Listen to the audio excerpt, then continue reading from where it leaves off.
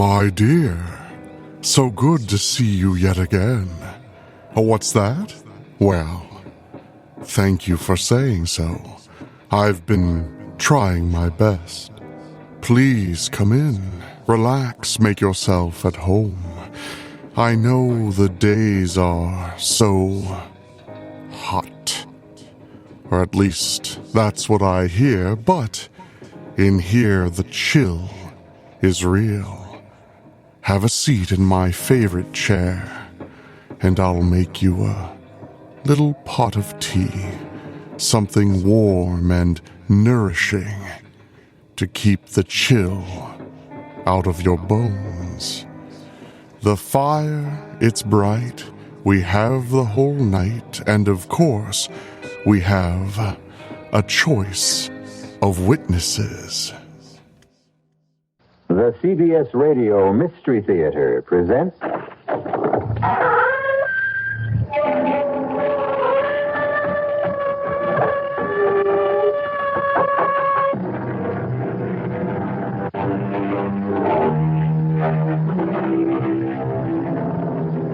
Come in.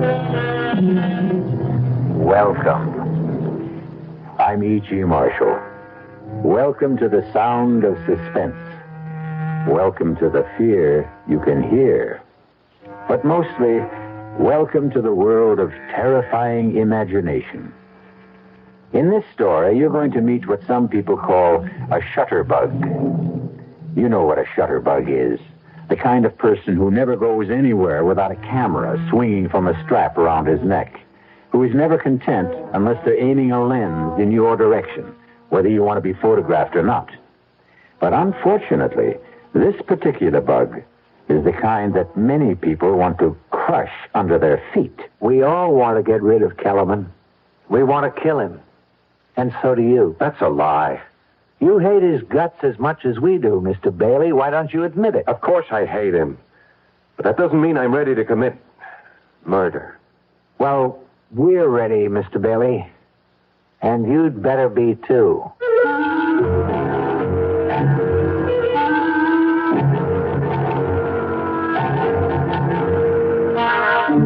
Our mystery drama, A Choice of Witnesses, was written especially for the Mystery Theater by Henry Slesar and stars Paul Hecht. It is sponsored in part by the Kellogg Company, makers of Kellogg's Special K cereal.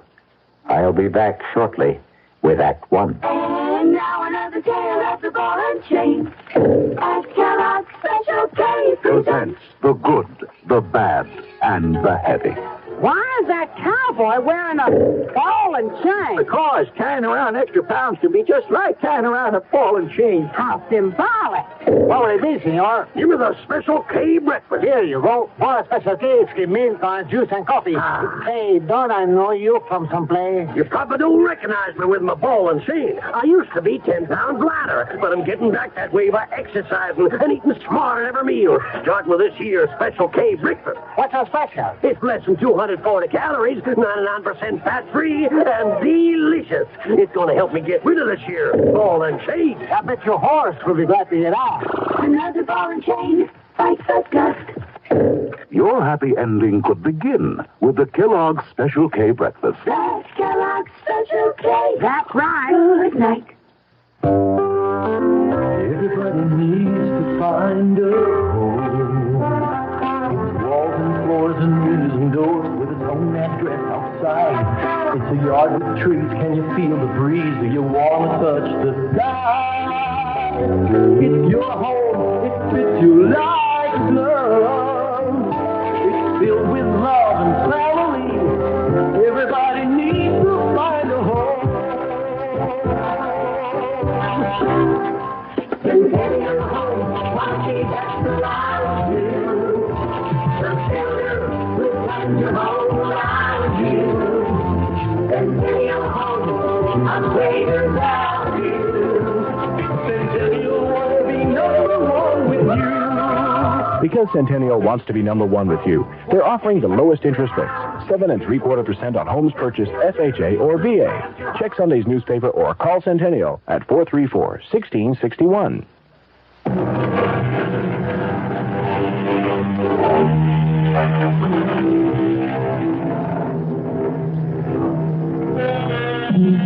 It begins on a warm day in early spring, the kind of day which tempts office workers to leave their desks and stroll through the nearest park on the noon hour.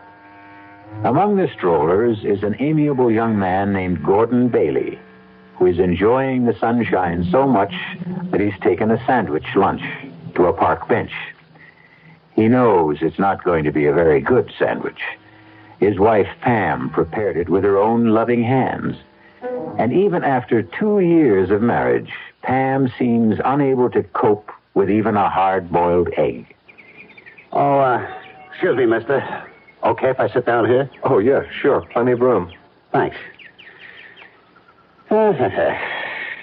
Nice day, ain't it? Yeah. It's about time we had some good weather. That's a good idea. I mean, bringing your lunch to the park. Oh, that's my wife's idea.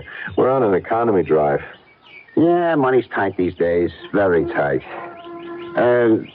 What line of work did you say you were in? Oh, I think I said I was in the insurance business.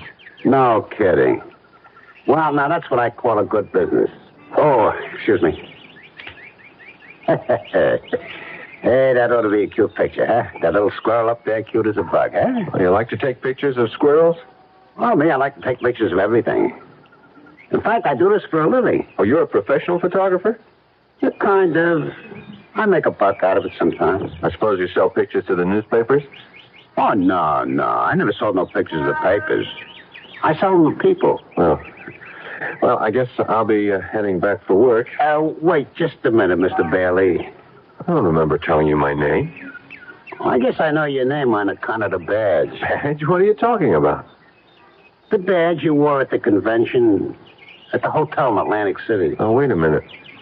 You were at the insurance convention last month? Yeah, I was there. I get a lot of good pictures at conventions. Some of my best. I see.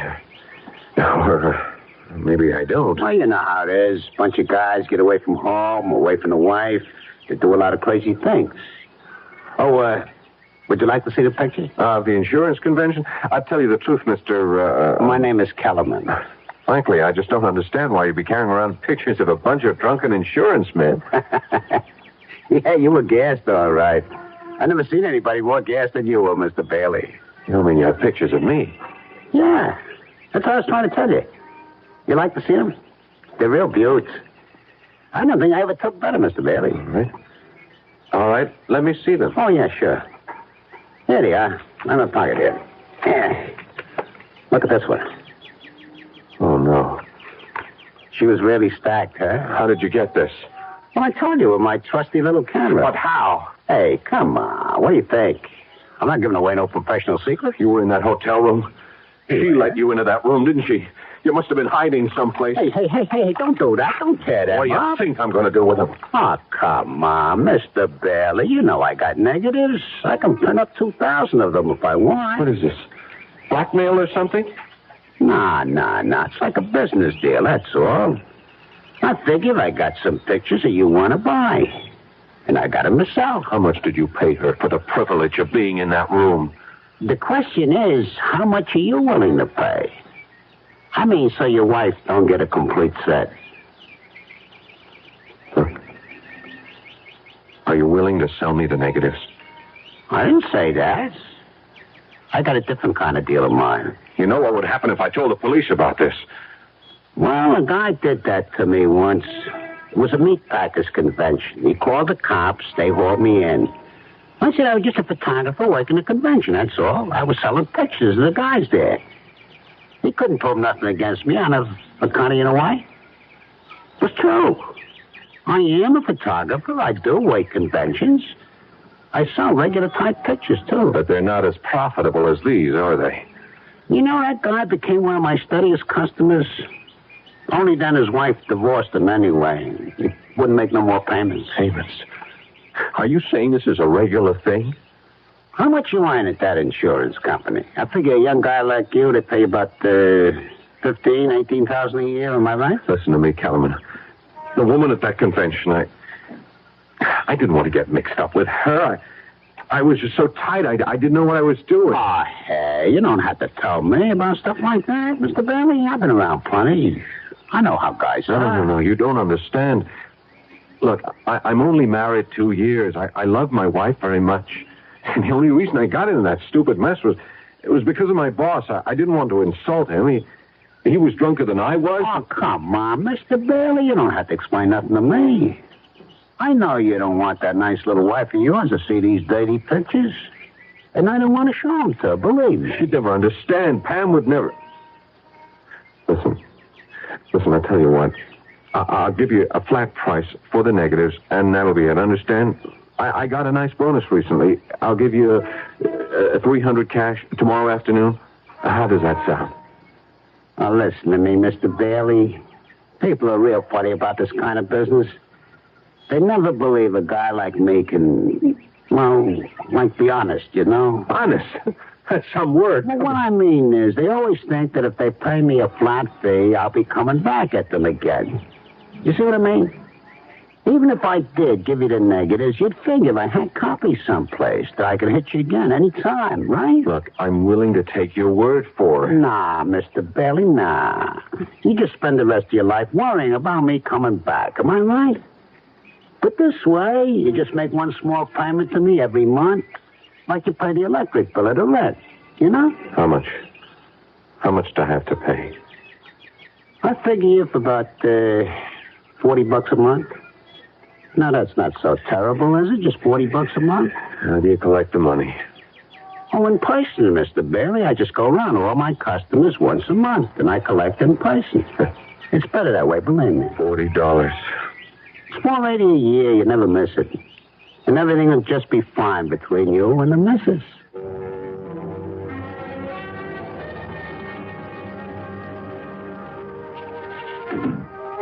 that you, honey? Yeah, it's me. Hey, shut up, you mutt. Hi, darling. Oh, be quiet, Lockjaw. It's your Lord Master. I'm sorry I'm late. I decided to do a little Christmas shopping after work. I forgot how long it takes to fight those crowds. Oh, what a gorgeous package. Is that something for me? Never mind. Well, just in case it is, here's a big kiss in advance. Oh. Hey, you smell good. Is that a new perfume? It's the same old stuff. The one I'm practically out of. Hint, hint, hint. Oh, cut out that hinting. I've already spent more money than I should. Oh, speaking of money, that man was here. What man? You know, the one that comes around every month. That Mr. Kellerman. Kellerman? What the heck was he doing here? It's only the 19th. Well, I don't know, Gordon, but he was here just the same, looking for you. What did he say? Nothing. Just that he'd be back later.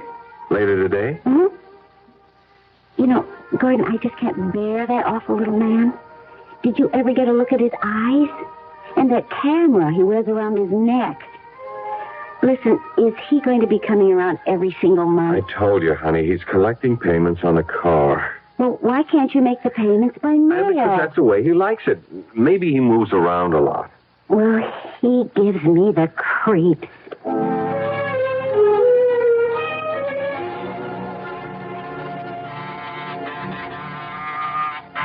You want to get that, honey? I'm feeding the dog. Yeah, okay, I got it. Oh, it's you. Evening, Mr. Bailey. I heard you came earlier today. Yeah, but you aren't home yet. Hope I didn't disturb your wife too much. Look, we'll talk in the hallway. Oh, yeah, of course. All right. What's this early visit all about? You going away for the holidays? Oh, no, I never go anywhere this time of year. This is one of my busiest times of year, you know? Yeah, I can imagine. I get some of my best pictures around now. You'd be surprised. You know how it is. People get all filled up with the Christmas spirit. All right. Get to the point. You want your payment now? Well, I wouldn't mind, of course, but that's not the reason I came around, Mr. Bailey. You see, I want to tell you that the payments are going to go up. What? I really hate to do it, but it's the inflation, you know? Everything costs more. Food, clothing, film, gasoline. I'm just going to have an increase, Mr. Bailey. I'm sorry. How much of an increase? Well, just another $15 a month. 15? Terrific. Now it's 55. What's it going to be a couple of months from now?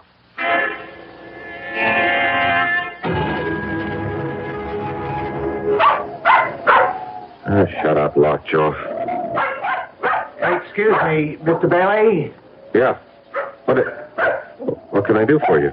May I talk to you for a moment? Do I know you? No, I don't think you do. My name is Bliss. Dave Bliss. Yeah? Look, can we sit down and talk a minute? Well, it's kind of chilly. Why don't we talk standing up? I'm trying to walk my dog, and so far he's been a non-performer. Well, I want to talk to you about Ed Kellerman. I don't know any Ed Kellerman. I know you do, Mr. Bailey. I made it my business to find out. Now, I'm not asking what he's got on you, Mr. Bailey. I'm sorry, you're making a mistake. It doesn't matter. I won't ask you why Kellerman is blackmailing you. I expect you'd do as much for me. Only would you mind telling me how much you pay him? He hits me for $60 a month. Used to be $40. Price went up last month. $55. You mind paying it? Of course I mind. So do I. I'd mind if it was $10 a month. And not just because of the money. I hate that slimy man, and I'm sure you hate him as much as I do. That's why I wanted to talk to you about putting a stop to him. A permanent stop. You mean going to the police? No. That's not good enough. I'm talking about killing him.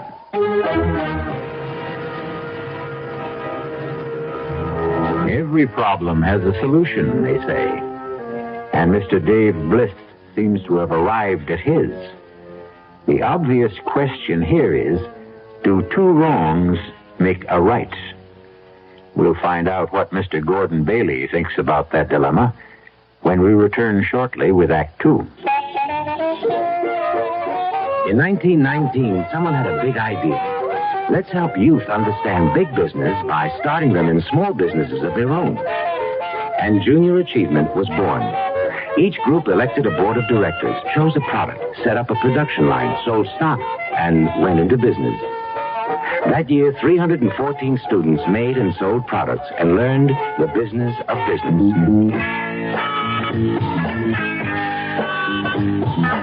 Today, Junior Achievement has grown to nearly 200,000 members.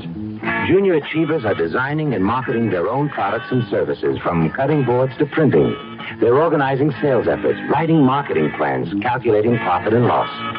Running these small businesses helps Junior Achievers understand how big business works. Support Junior Achievement, where youth learns the business of business. Call your local Junior Achievement office.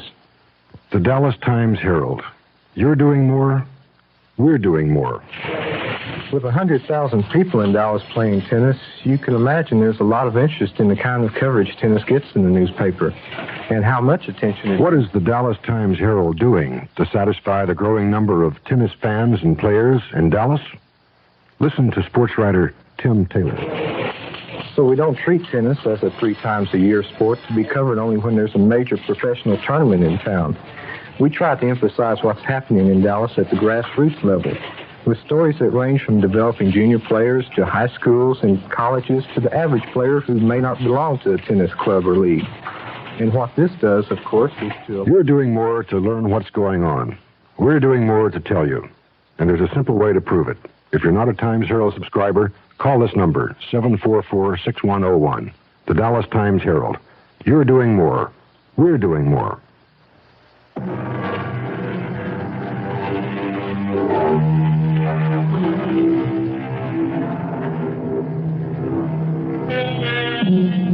Blackmail is an interesting, if dishonorable, crime. It has the unusual facility of making the criminal feel virtuous himself. After all, he's only punishing wrongdoers by making them pay for their sins. But the profession has some serious drawbacks. For one thing, it inspires one's victims to think in drastic terms. And when there are more than one victim, and they meet, well... Mr. Bliss, I know how you must feel about Kellerman, and you're right. He is one of the slimiest characters who ever crawled out from under a rock. Those eyes. Ever get a look at his eyes, Mr. Bailey? My wife can't stand the sight of him. Well, I'm not married. It's my job he's threatening. Is it your marriage he's after? Never mind. I don't want to know any details. None of us know each other's problems. None of us? You mean you know others beside me? I know others. How come? Well, I made it my business to find others. Oh. One day when I got fed to the teeth with Mr. Kellerman and his payments and his wet eyes, I decided to find out more about our friend. So when he left one day, I followed him. On his round. And that's how you found me. Yeah, that's right. You're in the route book, Mr. Bailey, just like all the rest of us. How many are there? Now, there's no way of telling for sure. All I managed to find was a dozen, an even dozen. Man really gets around. He keeps raising his price. Do you know that? He's only had me in his bag for about 6 months. This is my 5th. But others I've spoken to, they say he raises the ante every few months. 3 of the people I talked to are paying well over 100. Mr. Kellerman does very well. That's obvious. Yeah, too well. You know something? It's funny, but, well, it's kind of a relief to know that I'm not alone. Yes, that's what I felt at first. Misery loves company. But the satisfaction doesn't last, Mr. Bailey. You still live every day of your life with that sword over your head. I know, but it's still not a reason for using words like killing. Don't you know that's the only possible way to deal with a blackmailer? I wouldn't know. Kellerman's my first. Well, think about it. No, you must have thought about it already. You wouldn't be human if you hadn't thought about it. It crossed my mind. Not that I should kill Kellerman, just the wish that he were dead. That someone else would kill him. Yeah. I guess I wouldn't shed too many tears. You just didn't want to dirty your own hands. I didn't want to take care of one problem and have another one even worse. And don't tell me that doesn't make sense. The only thing that makes sense is making Kellerman a corpse. I'm sorry. I'm just not interested in anything like that. The others weren't either. Not at first. But now they all are. Uh-huh. Look, what are you talking about? We all want to get rid of Kellerman. We want to kill him. And so do you. That's a lie.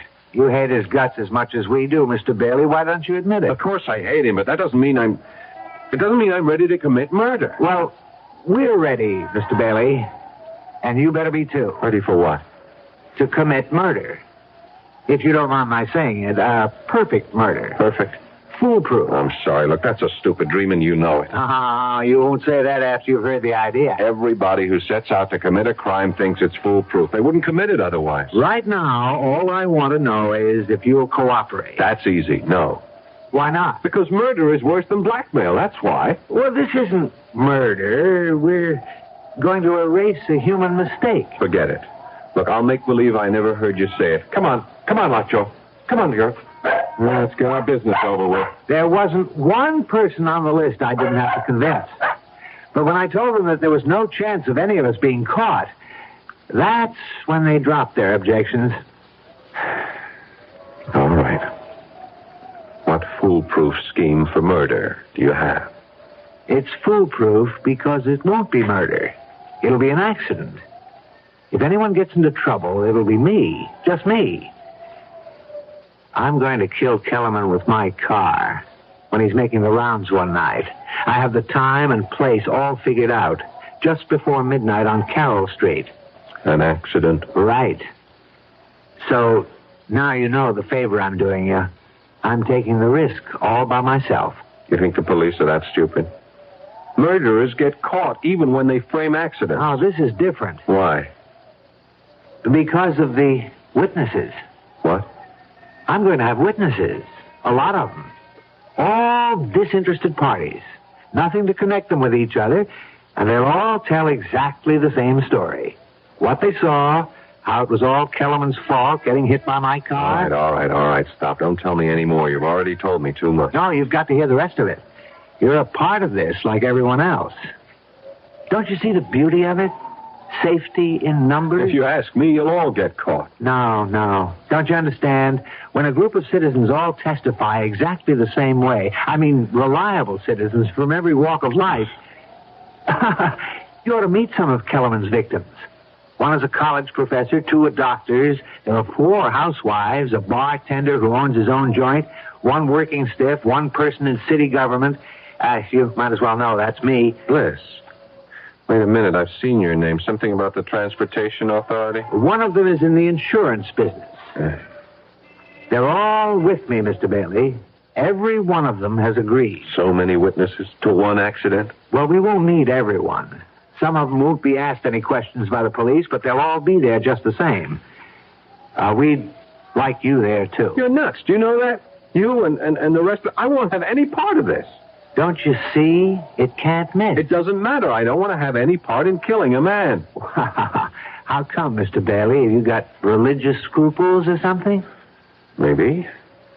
You've got scruples, but you did something rotten enough to make you a blackmailer's victim. I didn't commit murder. Look, you got a good idea about getting everyone together. Maybe if we all went to the police. Oh, no way. Whatever it is you don't want known about yourself, my friend, it'll come out the minute Kellerman gets arrested. Now, my way is better. I can't buy it. Look, I'm sorry. My dog is getting tired, and so am I. Come on, Lacho. Now, wait a minute now. Want my advice, Bliss? Don't go through with this. Find some other way. There has to be one. Goodbye. Bailey. Yeah? What if we do it? You'll be sorry, that's what. Sorry, why? Because you'll tell the police the truth? I didn't say that. Goodbye, Mr. Bliss.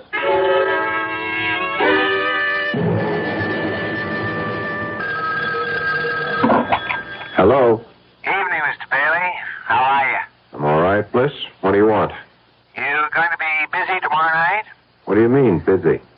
Well, some of the gang are getting together tomorrow night at the corner of Carroll Street and 9th Avenue about 9:30. How about coming down? You might see something interesting. Look, you can't go through with this. We're all in it together, remember? You might not have to do a thing. Just stand there and see it happen. That ought to be satisfying all by itself. I won't be there. Well, we'd sure like to have you, Bailey. You won't get away with this. Nobody ever does. You're wrong about that. But I won't give you an argument. Can we count on you? No, you can't. I won't be there, and I won't help you in any way.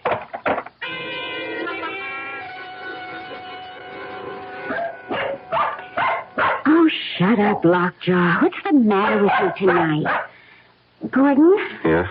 Do you think Lockjaw's all right? She keeps staring at the door and growling. I don't know. Must hear the neighbors or something. Oh, maybe she's waiting to bark at that man, the collector, you know? Kellerman? Uh-huh. Isn't he coming tonight? He usually comes on the last Sunday of the month, doesn't he? Yeah, usually. Well, I doubt if he'll be here tonight. It's almost 11 now. Oh. I didn't realize it was that late. We haven't done much this evening. Don't you feel all right? Yeah, sure. I'm all right. Well, you just seem to be, waiting. Was it for that man? Because if it was, well, I'm sure he's not coming, honey. I think we ought to go to bed, listen to the news or something. Oh, the news. Yeah, I guess it's on right now, isn't it? Just about. You want me to turn it on here? Yeah, sure, would you? Okay. The conference, now postponed until February, will include top officials from both nations. On the local front, a man who has been identified as Edward Kellerman of 1811 Sudworth Avenue Gordon, do you was suppose shot and he's the killed same by an man? automobile tonight on the corner of Carroll Street and 9th Avenue. The driver of the car, city administration official David Bliss, was released after questioning. 5 witnesses on the scene of the accident testified that Kellerman had stepped into the automobile's path as it rounded the corner. In sports, the Golden Warriors Shut it up, announced their home. Gordon, do you suppose it's that man, the collector? You think that's the reason he didn't come around tonight? It would be a good enough reason, wouldn't it? He was dead, lying in the middle of the street, dead. You look so strange. Gordon, did you like that man? If you want to know the truth, Pam, I hated him. You did? Why? Just on general principles. Oh, I really don't understand you sometimes, Gordon. Hand me the phone book, huh? Okay. Thanks. Here. You going to call somebody? Honey, Why don't you go to bed? I'll be in a few minutes. Yeah, but who are you calling? Just someone I know. Someone who knew Kellerman. Oh, I see. To find out if they know about what happened to him. Huh? Yeah. That's right. Okay, honey. I'll go in then. I'm feeling a little tired. Yeah, so am I. I'll be right. Good night, sweetheart. Good night.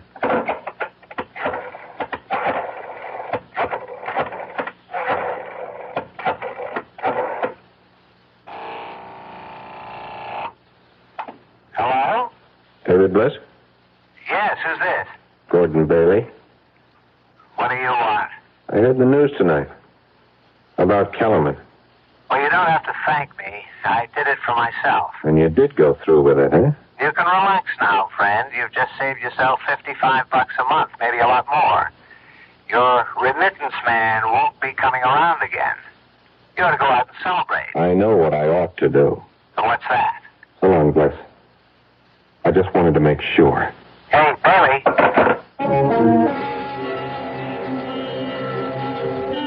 Obviously, there's one thing you can say for David Bliss. He's a man of his word.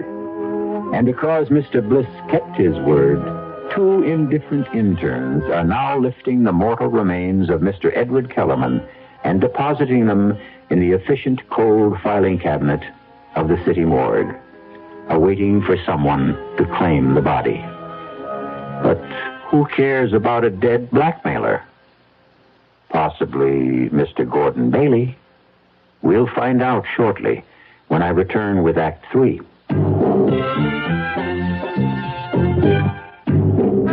Ever had a tall, frosty glass of Amplitude? Well, if your beer is Budweiser, you've had it often. Amplitude is a fancy word for the entire taste phenomenon, the total experience of flavor. Next time you take a healthy swallow of Bud, watch what happens. Think about the sensations you're experiencing. Notice how the flavor of Bud comes on nice and easy. Not too strong, not too quick, just right. Notice the clean, crisp togetherness of Bud's taste. Everything in perfect balance, with no single element jumping out at you. And there'll be no aftertaste either, no hanging on. And you'll be refreshed and ready for another glassful. Actually, Bud drinkers have been experiencing Amplitude for years, but they never phrase it that way. They just say Budweiser, and that says it all. Anheuser-Busch, St. Louis. Your first power tool was probably a power drill. It was really useful, even for simple jobs. It's still useful, even now that you've gone on to more difficult projects. Hi, Frank Lieber here for True Value Hardware Stores, and they've got an essential companion for your power drill, Black & Decker's electric drill bit sharpener. As your workshop skills become sharper and sharper, your drill's bits become duller and duller. Buying new ones time and time again is expensive. Black & Decker's drill bit sharpener will make them sharp as new again. It works like an electric pencil sharpener. It fits 11 bit sizes from 1/8 to 3/8 of an inch, and it's double insulated for electrical safety. Right now, True Value Hardware Stores have the Black & Decker drill bit sharpener at a new low price. It was $19.99. Now it's $4 less. Just $15.99. Get the Black & Decker electric drill bit sharpener for just $15.99 at the True Value Hardware Store nearest your home.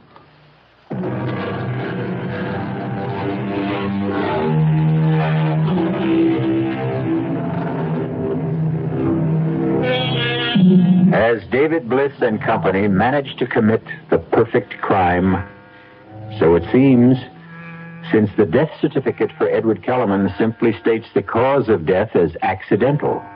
At least a dozen people know otherwise, but they remain silent, feeling not grief, but relief.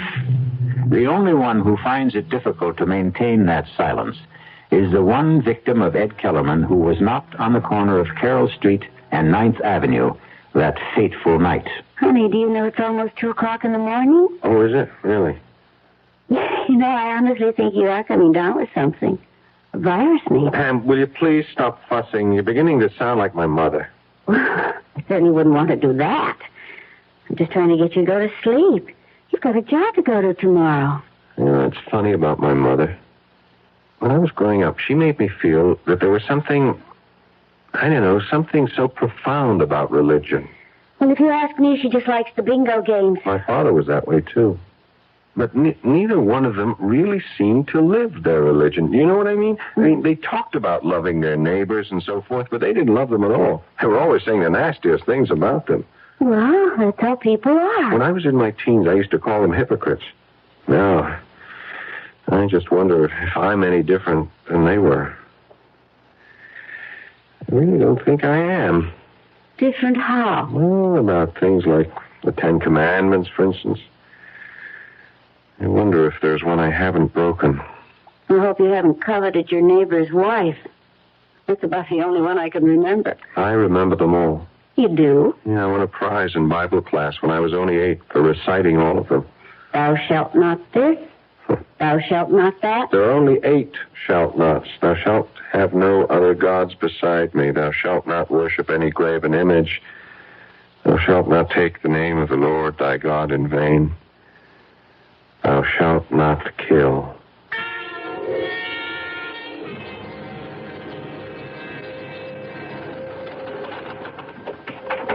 Yeah, sure. I'll have that file completed in time for the meeting. Righto, Phil. Bye. Oh, Sylvia, did you reach that number yet? No. Okay, well, buzz me if you do. Right. Now, let's see about that actuarial table. Hello. All right, Bailey. What is it now? Hello, Mr. Bliss. I've been having a lot of trouble reaching you this morning. Well, I haven't been at my desk. I was wondering if you might be free for lunch. Sorry. I'd really like a chance to talk to you. About what? About some mutual friends of ours. If we're talking about the same thing, Bailey, they're not mutual friends. They're all strangers, complete strangers, just like you and me. Well, that's something I'd like to rectify. Would you have lunch with me? All right? All right. Where? I suppose we meet somewhere halfway. I know you're in the City Hall area. I'm on Wall Street. How about Mercury's? Do you know it? I'll see you there at 12:30. That's fine.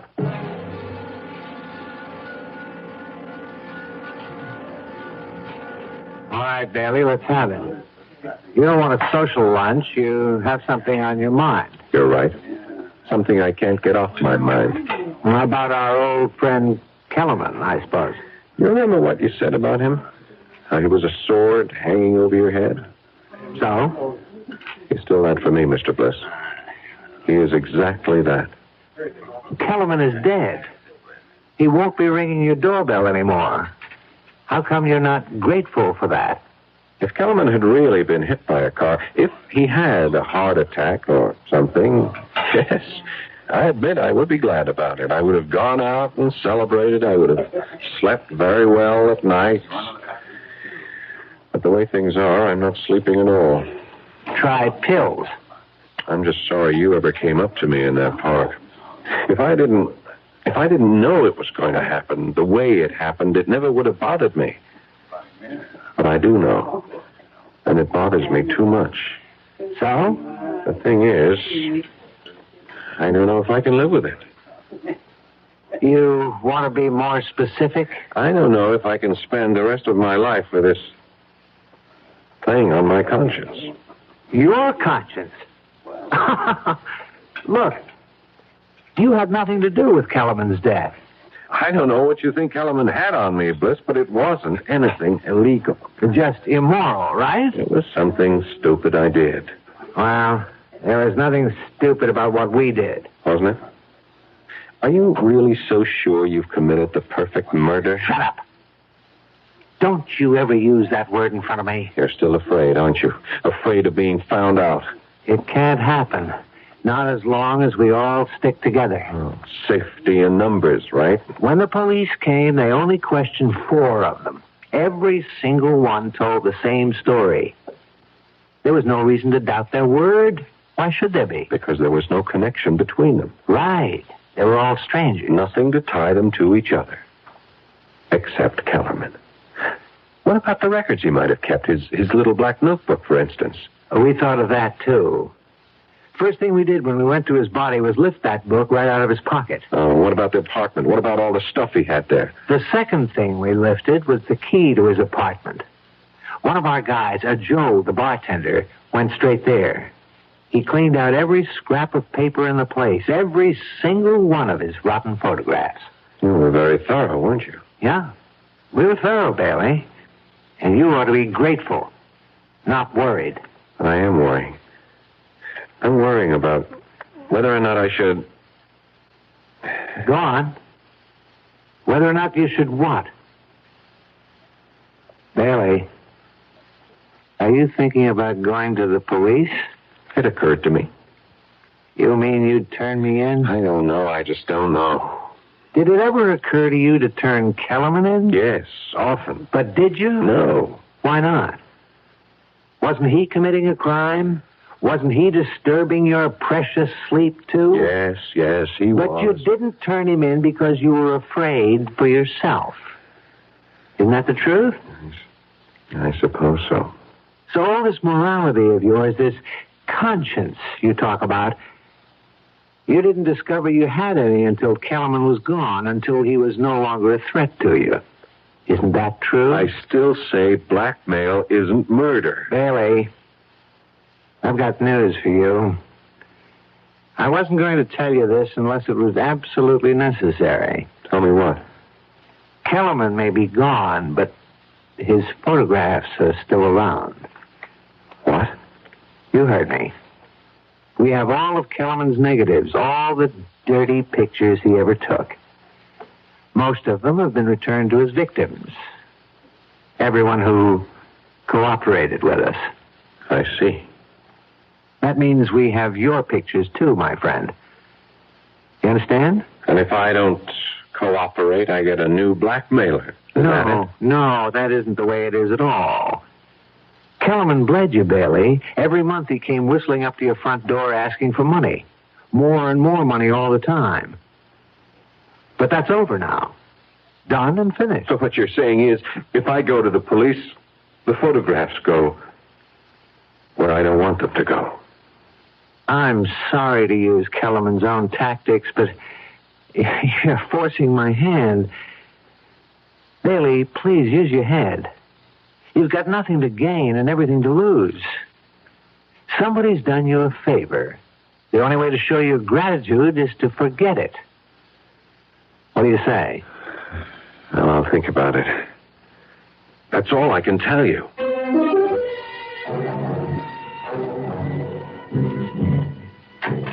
Want any more coffee, honey? No, thanks. You look so tense, Gordon. Yeah, I guess I have been acting pretty jumpy tonight. Well, you've hardly said 2 words to me since you came home. The thing is, I've been thinking a lot, Pam. About what? About whether I had the nerve to tell you something. Something that happened about, 7 months ago. What do you mean? Pam, you remember that insurance convention I went to back in July in Atlantic City? Of course I remember. I couldn't go with you because of Mother being in the hospital. I wish you had been with me. Then nothing would have happened.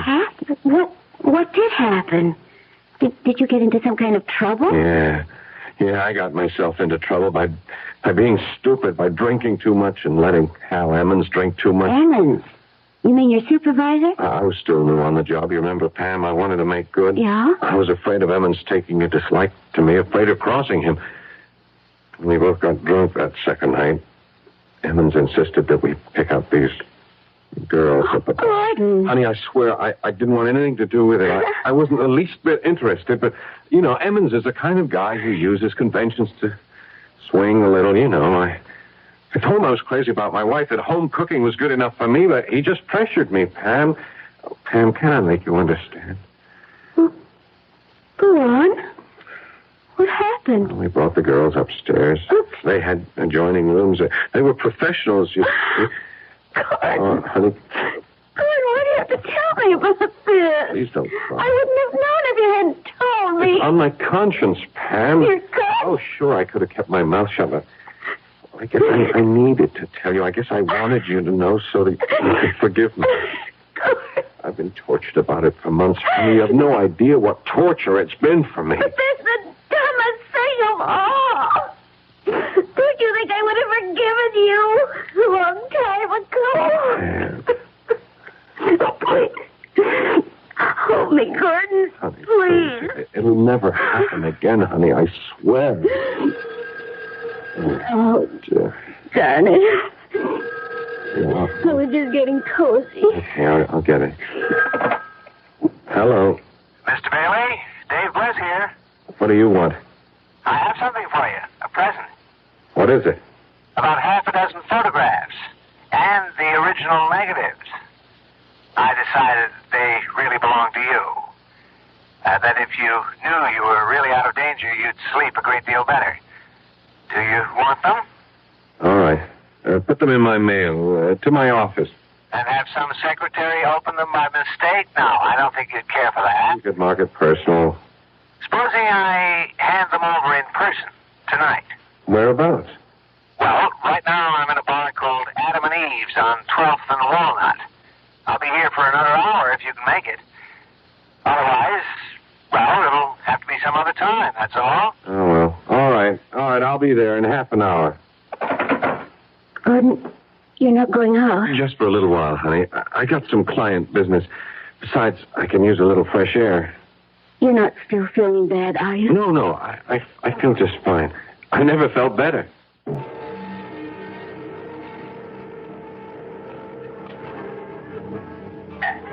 Maybe I'm crazy to do this, Bailey. Maybe I'm putting my neck into a noose, giving you back these photographs. And why are you doing it?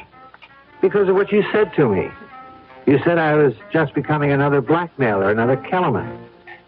And I guess you were right. If I held on to these, I'd have become the very thing I despised. Well, I give you credit for honesty, Bliss. I hope that having these will change your mind about going to the police. I hope you'll realize that I did the right thing, that we all did the right thing. I can't answer that. Then you're still thinking about it? You want to know something? I told my wife tonight about these. What? I told her all about the girl in Atlantic City. She knows exactly what happened. Oh, that doesn't mean to say she wouldn't be horrified to see it in black and white. That's why I'm glad to have these pictures. What else can I say but thanks? You could say that you won't go to the police, ever. Sorry. I can't make any promises. Yeah. I was afraid you felt that way. Well, let's have another drink, okay? No, not for me. Just one more. Hey, Joey. Coming. Really, I have to be going. My wife's waiting at home for me. What'll it be, Mr. Bliss? It's trouble, Joey. All the trouble we can handle. Yeah. I figured it had to be. Hey, what is this? Sit right there, mister. Put that gun away. Oh, my God, Blitz, what are you doing? Go on, Joey.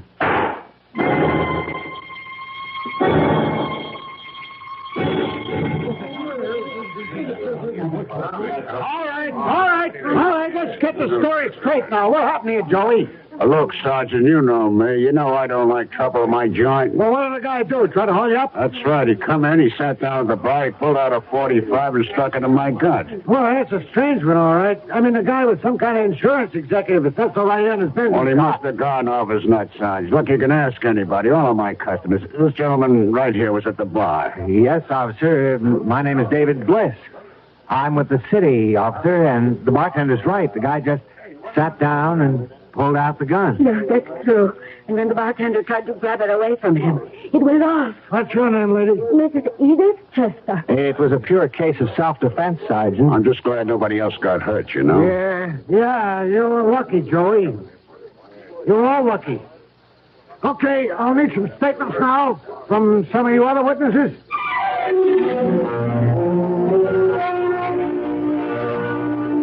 And so for poor Gordon Bailey, there was no safety in numbers, only extinction. We admit that this is a grim demonstration of the old saying that in union there is strength. But we sincerely trust that justice finally prevailed. I'll be back shortly.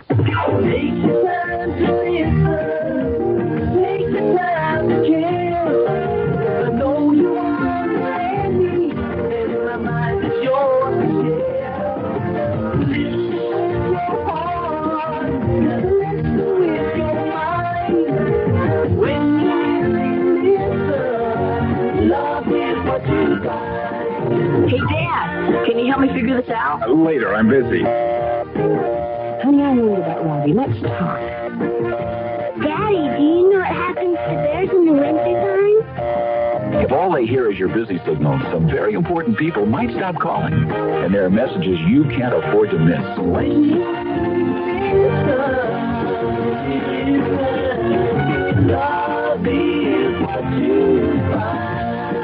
A thought from the Church of Jesus Christ of Latter-day Saints, the Mormons.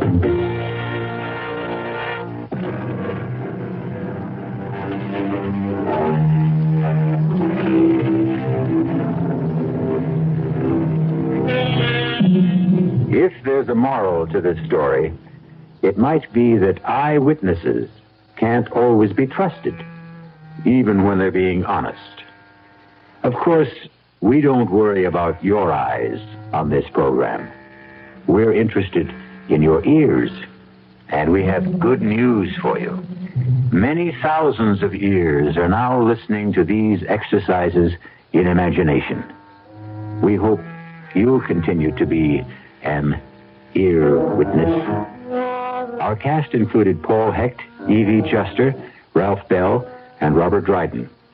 The entire production was under the direction of Hyman Brown.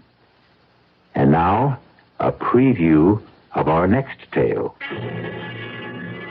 Even if all you say is true, that this man was Richardson's murderer, you can't help John Lindell any longer. He's beyond that. But his name, don't you want to clear his name? Have you any proof, any living witness? Just myself. But you'd be willing to involve yourself? Start a whole new investigation, open up the whole dreadful mess again? Mrs. Canby, do you know that John Lindell had a daughter? No.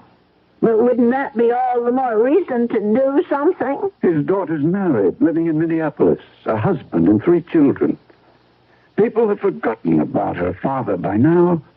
Would you want that poor woman to see his name dragged through the newspapers a second time? But if her father was innocent... Forget it, Mrs. Canby. That's my advice to you. The old wound is healed. Don't reopen it. Radio Mystery Theater was sponsored in part by Anheuser-Busch Incorporated, brewers of Budweiser. This is E.G. Marshall inviting you to return to our Mystery Theater for another adventure in the macabre. Until next time, pleasant dreams.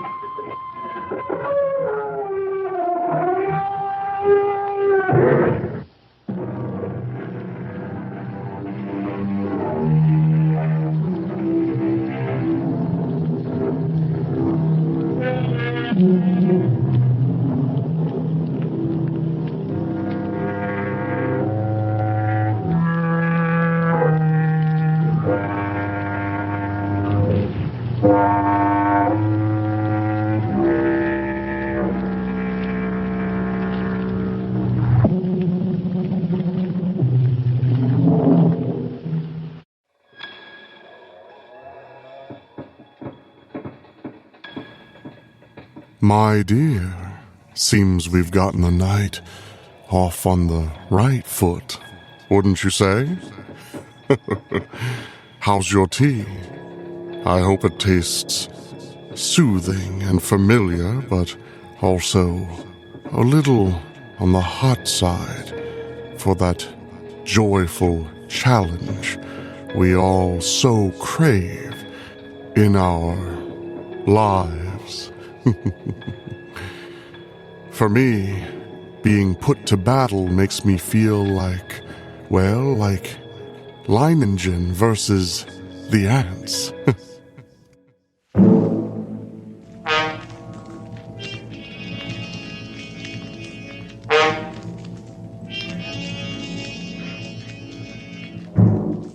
You were isolated on a remote plantation in the crawling Amazon jungle, and an immense army of ravenous ants is closing in on you, swarming in to eat you alive. A deadly black army from which there is no escape.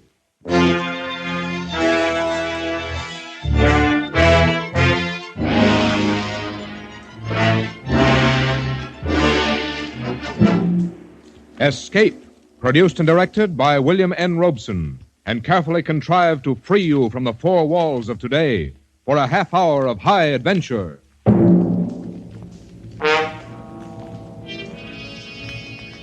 Tonight we escape to the Amazon jungle and to a creeping, crawling terror, as Carl Stephenson told it in his gripping story, Leiningen Versus the Ants.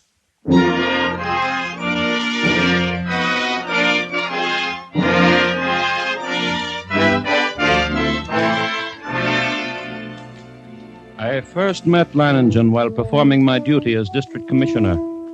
As my boat neared his plantation landing, I saw him upon the riverbank, regarding me with mild interest.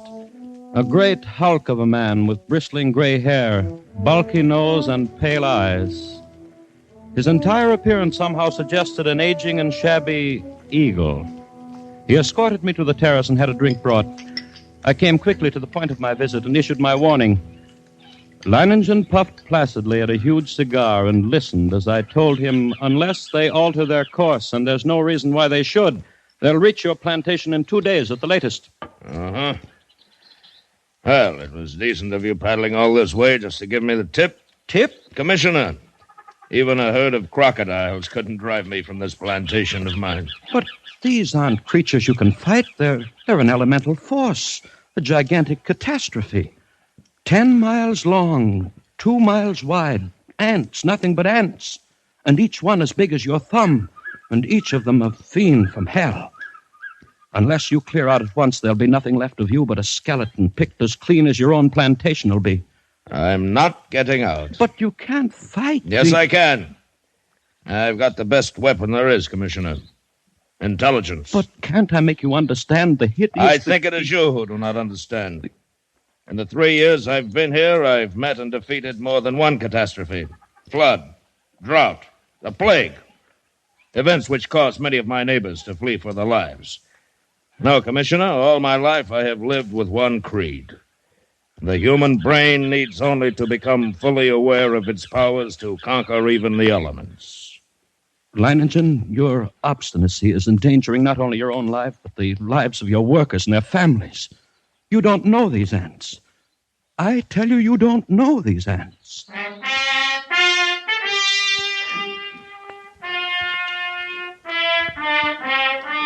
But Leiningen merely sat there, puffing at his cigar and regarding me with a smug grin, and I knew it was hopeless. As I boarded my launch and cast off, I realized I'd never met a man like that. And I could not help wondering about the strange look in the commissioner's eyes as he boarded his launch and cast off. Undoubtedly, he thought me insane. Well, he would not have been the first to think so. But I, Leiningen, knew my own powers. I was sure of myself. I knew that intelligence directed aright always makes man the master of his fate. That night, I called my Indian workers together in front of the plantation house. I saw their faces go ashen with terror as I told them that the ants were coming. Watched them as they milled around, muttering. I said nothing more to them. Finally, one of the men stepped forward. Blas, the foreman. Patron, we have worked hard here for these 3 years. All of us. We have built the finest plantation in this district. We all share in it. It has been a home for all of us and our families. Now the ants come. So? Those ditches we dug last year, the pipe we put in the ground, that was for the ants? Yes, that was for the ants. If we moved our families across the river, the ants could not reach them? Yes, that's right. And you? The ants are mighty. We know what they can do. All of us think that you are mighty. Patron, we will stay with you and fight against the ants. I knew that the men would give me that answer. I counted on it. I thought of the commissioner and wondered what he would say at such unquestioning confidence. Would he still think I was insane? Or had he dismissed me out of my mind? One man who calmly evaluated his chances against a deadly menace, coolly decided he could win and was willing to stake his life on it. to risk a horrible death for it. It was terrifying. And yet it was fascinating.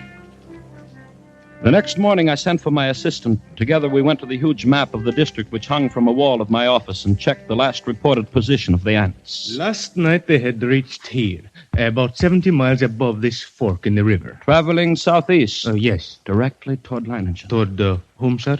That plantation at the bend in the river belongs to a man named Leiningen. When would you say the ants will reach there? I don't know. I imagine about tomorrow noon. Tomorrow noon, still time. Still time? What do you mean, sir? Why, nothing.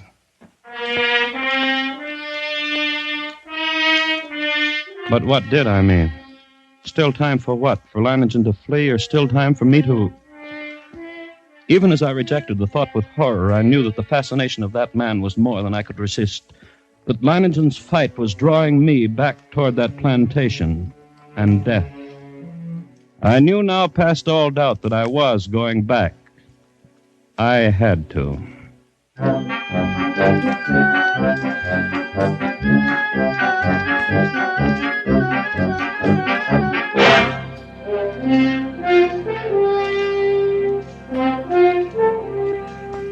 It was 10 o'clock in the morning when I rounded the bend and saw Leiningen's plantation before me.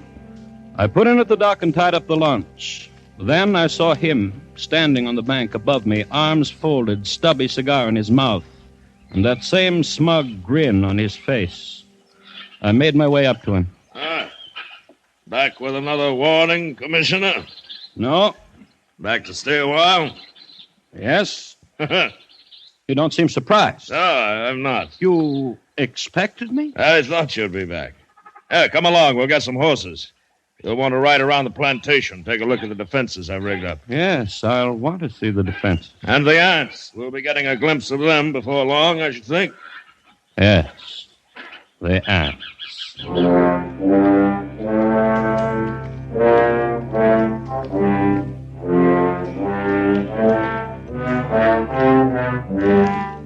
The defenses Leiningen had devised were quite impressive.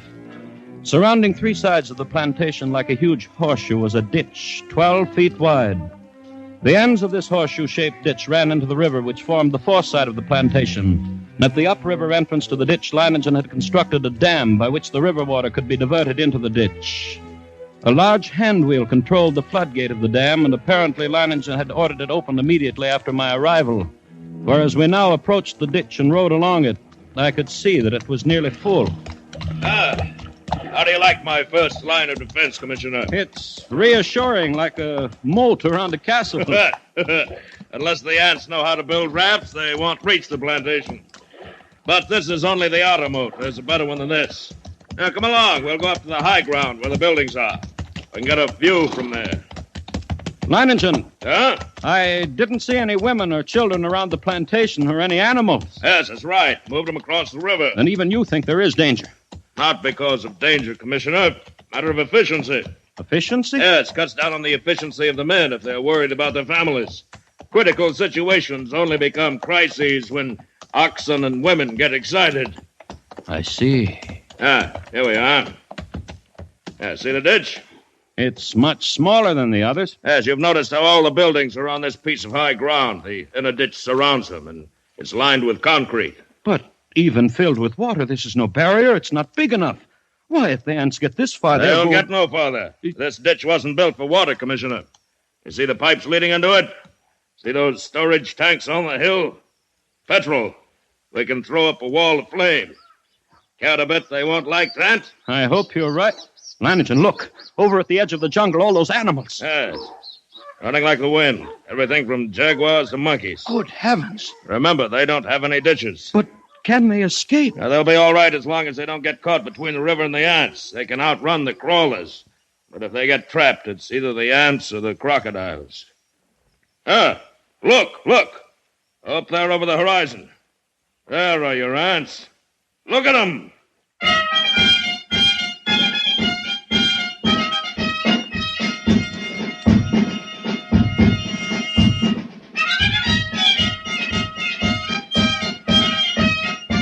It was a sight I will never forget. Over the range of hills, as far as I could see, crept a darkening hem, ever longer and broader until the shadows spread across the entire slope, then downward, uncannily swift, and all the green herbage on the entire slope was being mowed as by a giant sickle, leaving only the vast moving shadow extending, deepening, and all was moving nearer. They're a hideous lot. Leiningen, we can't last against that. Look at them. Why, they will fill your ditches with their corpses and still have enough to destroy every one of us. We've got to run. Well, no, they haven't gotten to us yet, and they never will.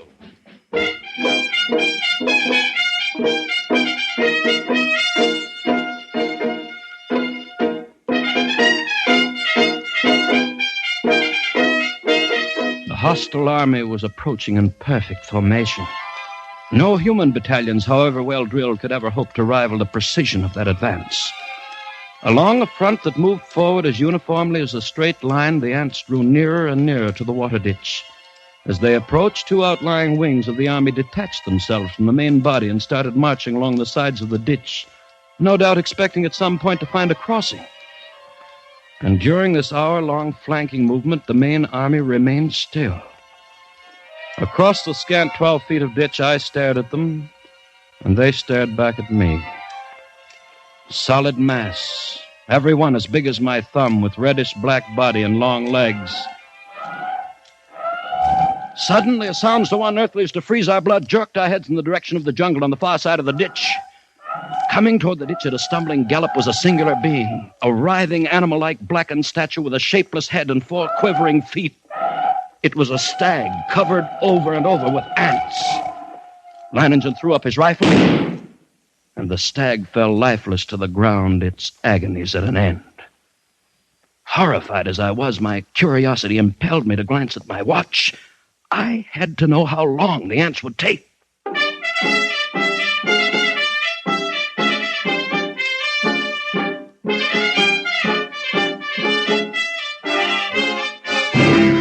After 6 long minutes, only the white polished bones of the stag remained. Now I could see a change in Leiningen. Gone was the sporting zest of the novel contest. In its place was a cold, violent purpose. He had to beat the ants because he now knew how long it would take them once they got to us.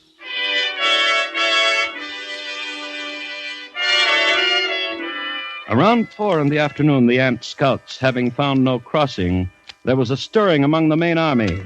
And then an immense flood of ants about 100 yards in width commenced pouring in a glimmering black cataract down the far slope of the ditch.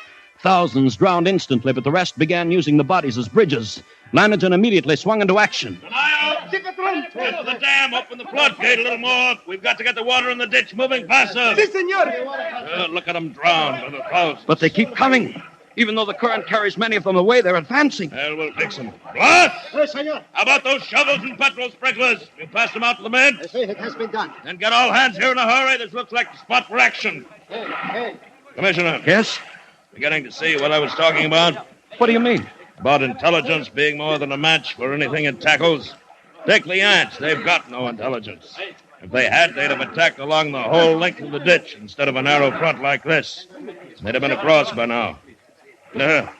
Too bad I'm not running their campaign for them. You can joke about it like that with ants halfway across the All right, ditch. men. Busy with the shovels now. Dump some sand and clods on them. See how they like that. You with the petrol sprinklers. Stop pumping. Aha! They don't like it, Commissioner. They don't like it a bit. Look at them. Yes, but look at the ones on the far side of the ditch. Whole clumps of them rolling into the water. The rest are using them for bridges. Smarter than I thought. And they're widening their front, too. Some of them are getting across. Grab a shovel, then, Commissioner. Make them regret it. What's the matter? They killed my shovel, senor. Let on my eyes. Enter the petrol, idiot. Toss your hands in the petrol.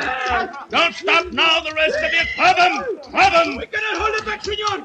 We must run. Keep at it. Keep at it. Don't stop now. Aha! The water's moving faster. And now got the floodgates open. Yes. They can't hold their own against the current now. Look at them, Commissioner. The water's carrying them away. We've beat them. We've won out.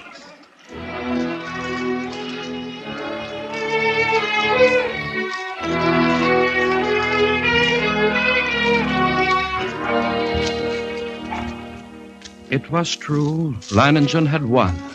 At least the opening round. The floodgates were left open to forestall any night crossing. But when dawn came, the dark blanket was still there, motionless across the ditch. Then we noticed a feverish activity on the other side of the plantation. Here, a grove of tamarind trees lined the far end of the ditch, and every tree swarmed with the crawling insects. But instead of eating the leaves, they were merely gnawing through the stems so that a thick green shower fell steadily to the ground.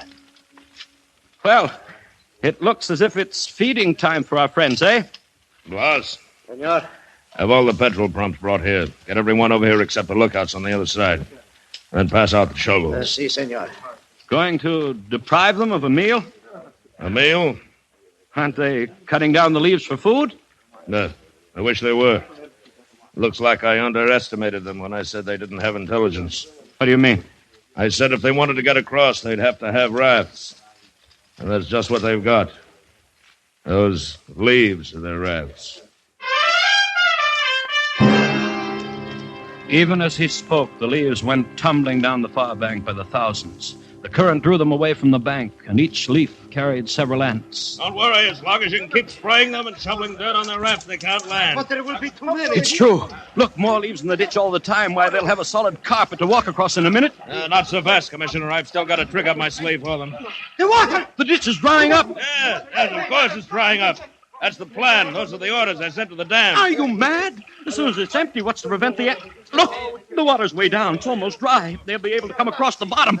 They'll not make it. The man at the dam will have opened the gates by now. To flood the ants? Right. But what a chance to take. If anything should happen... Here it comes. Here comes the water. Yes, we'll give the crawlers a ditch to ride in. Right out to the river. There. Look at them go.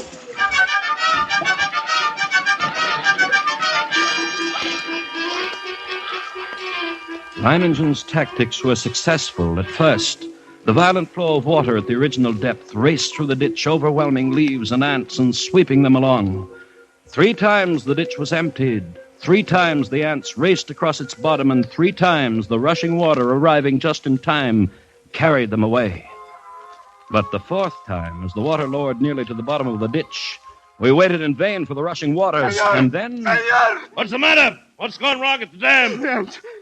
Just as the man at the dam lowered the water almost to the bottom, the ants attacked. Before he could open the floodgate, he was almost surrounded. He ran. The ants kept coming. They are across the ditch. Leiningen stood motionless, absorbing the news of his defeat without a word. Then he raised his pistol and fired 3 shots into the air. The prearranged signal for all the men to retreat instantly to the second line of defense, the concrete ditches more than a mile from the point of the invasion. Soon after we arrived there, the natives commenced straggling in silently. Leiningen waited until all of them had gathered. Then he spoke to them. Well, lads, we won the first round and lost the second. But we'll smash the crawlers yet. Anyone who thinks otherwise can draw his pay and push off. There are rafts enough on the river and plenty of time still to reach them. You stay, then. Good. Thank you, lads. And you, Commissioner. I can't persuade you to give up the fight? You cannot. Then I stay, too. Yeah. I knew you would. Senor. You or the ants have reached the ditch. They're trying to get across? No, senor. I didn't think they would. There's plenty of food out there for them. My fields and orchards, the work of 3 years. Ought to last them until morning, anyway.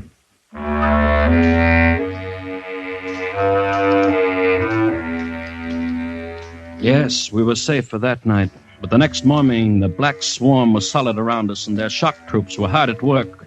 They were dropping shreds of bark and twigs and leaves into the petrol-filled ditches, forming a floating bridge across the surface of the liquid. Leiningen stood silently watching this operation, and I could see a grudging admiration in his face. Then, after several hours, the attack came.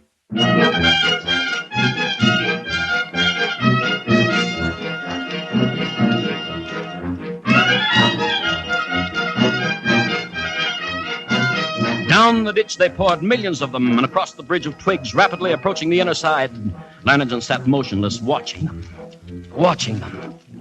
Leiningen, for the love of God, don't sit there like a statue. They'll be on us in a moment. Let them fill the ditch first. Now, all right? Everyone back? Blas! Hand me the torch. Now we'll see how our friends like a little heat. Flames from the ditch shot into the air, devouring ants by the millions. It was some time before the petrol burned down to the bed of the ditch, but when it did, the devils came back for more. Again, Leiningen fired the ditch to destroy them. And still again they came on, but at each successive firing, the task of the ants grew easier because of the film of ash which now covered the petrol. And as they returned to the assault time after time, a slow, sickening horror crept into my mind. I looked quickly at Leiningen, then at the petrol tanks. He read my gaze and nodded slowly. That's right, Commissioner. We could hold them off forever if our supply of petrol was unlimited. But it isn't. We've got enough to fill the ditch once more. Leiningen, isn't there any way at all? We've got to do something. I know. There must be a way. There must be. Yes. What is it? We'll flood the whole plantation. Flood? But how? The river's higher than any point except this high ground we're on now. If the river was dammed all the way, it'd overflow that stone breakwater and flood the whole plantation. We've got to close the floodgate at the dam. That'll do it. You're mad. The dam is more than a mile away, Lads, listen to me. Listen, lads.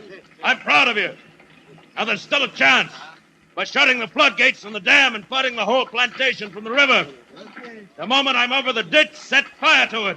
That'll allow time for the flood to wash away the ants. Then all you'll have to do is wait for me. It's impossible. You can't get to the dam, let alone back. That's why you're wrong, Commissioner. I'll get there, and I'll get back. Take care of things while I'm gone, huh?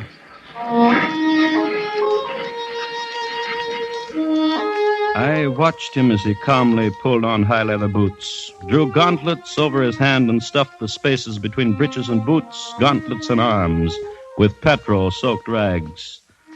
He shielded his eyes with close-fitting mosquito goggles and plugged his nostrils and ears with cotton.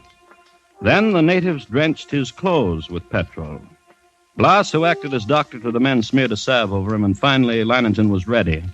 As he stood calmly surveying... Ready for the run, I realized that this is as it should be.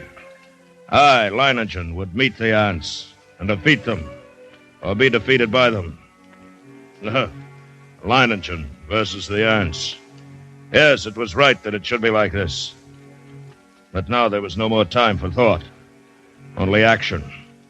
I took a deep breath and then bounded across the ditch and among the ants.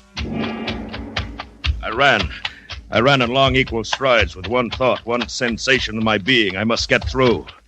I dodged the trees and shrubs. Except for the split seconds my soles touched the ground, the ants would have no opportunity to alight on me.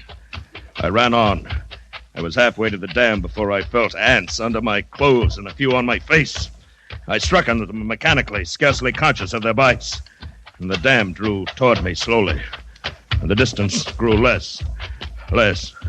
Finally, only 100 yards away. 50. Then I was there. I gripped the ant-covered wheel, but oddly had I seized it when a horde of ants flowed over my hands and arms. I strained, and slowly the wheel turned. And turned more. The floodgate was swinging slowly shut. Then it was shut. And the water was rising behind the breakwater. Closer to the top. Closer. And then it was spilling over. Flooding of the plantation had begun. I let go of the wheel and started back through the ants. I was coated from head to foot with the fiends. Tongues of fire stabbed at me as they bit into my flesh. I almost lost my head with the pain as I ran, knocking ants from my body, brushing them from my bloody face. And then one bit me just below the rim of my goggles. I managed to tear him away. But the agony of the bite and its venom drilled into the eye nerves. I saw now through circles of fire into a milky mist. I was almost blinded. But I knew that if I tripped and fell... I ran on, my heart pounding as if it would burst. Blood roaring in my ears, a giant's fist battering my lungs. And then I could see dimly that wall of flame at the ditch, but it was too far away. I could not last half that distance. I stumbled and fell. Felt myself being swarmed over, devoured. Tried to rise. A great weight. And then suddenly the vision of the half-devoured stag in my brain. 6 minutes, then nothing but bones. I couldn't let that happen to me. I couldn't die like that. To my feet. Drag myself forward. Draw the flame. The ditch. The ring of flame. Closer now. Only a little closer. It seemed we had waited for hours when all at once, through the blazing ring around us, an apparition hurtled and fell full length on the ground. It was Leiningen, alive with ants, unconscious, with glazing eyes and lacerated face. We rushed to him, stripped off his clothes, and tore at the ants that covered him. His body seemed almost one open wound. In one place, I could see a white bone.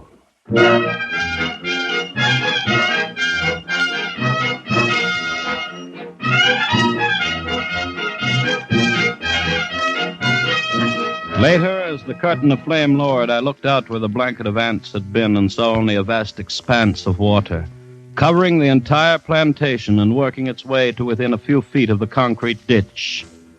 The ants were gone, drowned, and Leiningen had won.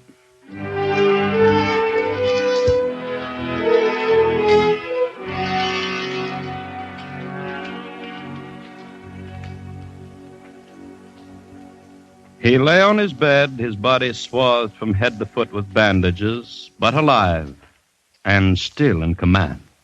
Everything in order? Everything's in order. I told you I'd come back. Even if I am a bit streamlined.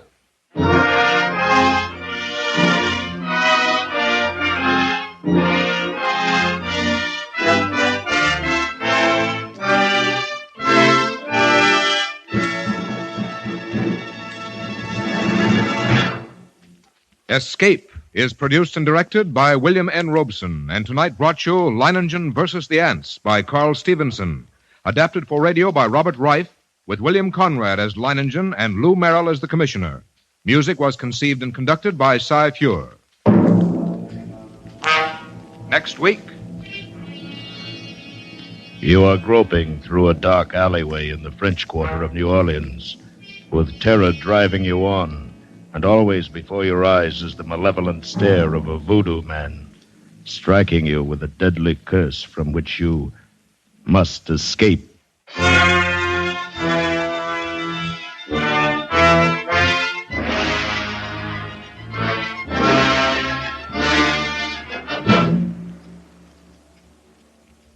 Next week, we escape with William Irish's eerie story of a voodoo-haunted band leader, Papa Benjamin. Good night, then, until this same time next week, when we again offer you Escape.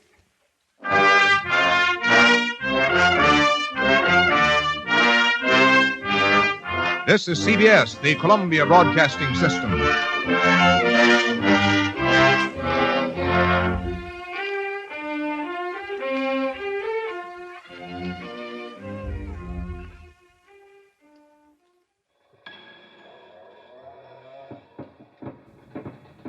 My dear, the night is still young, and we're making the most of it, right here.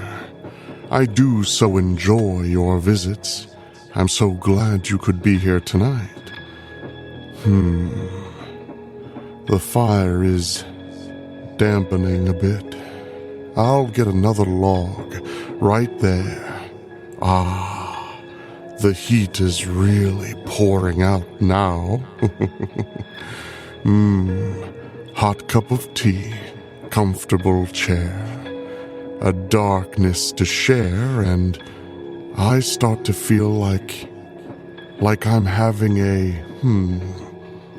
a king's birthday.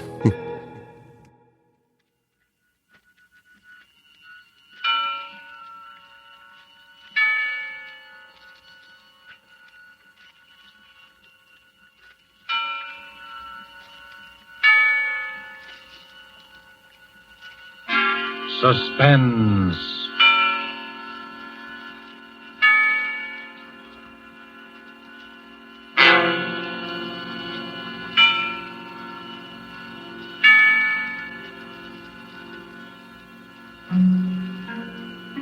This is the Man in Black, here again to introduce Columbia's program, Suspense.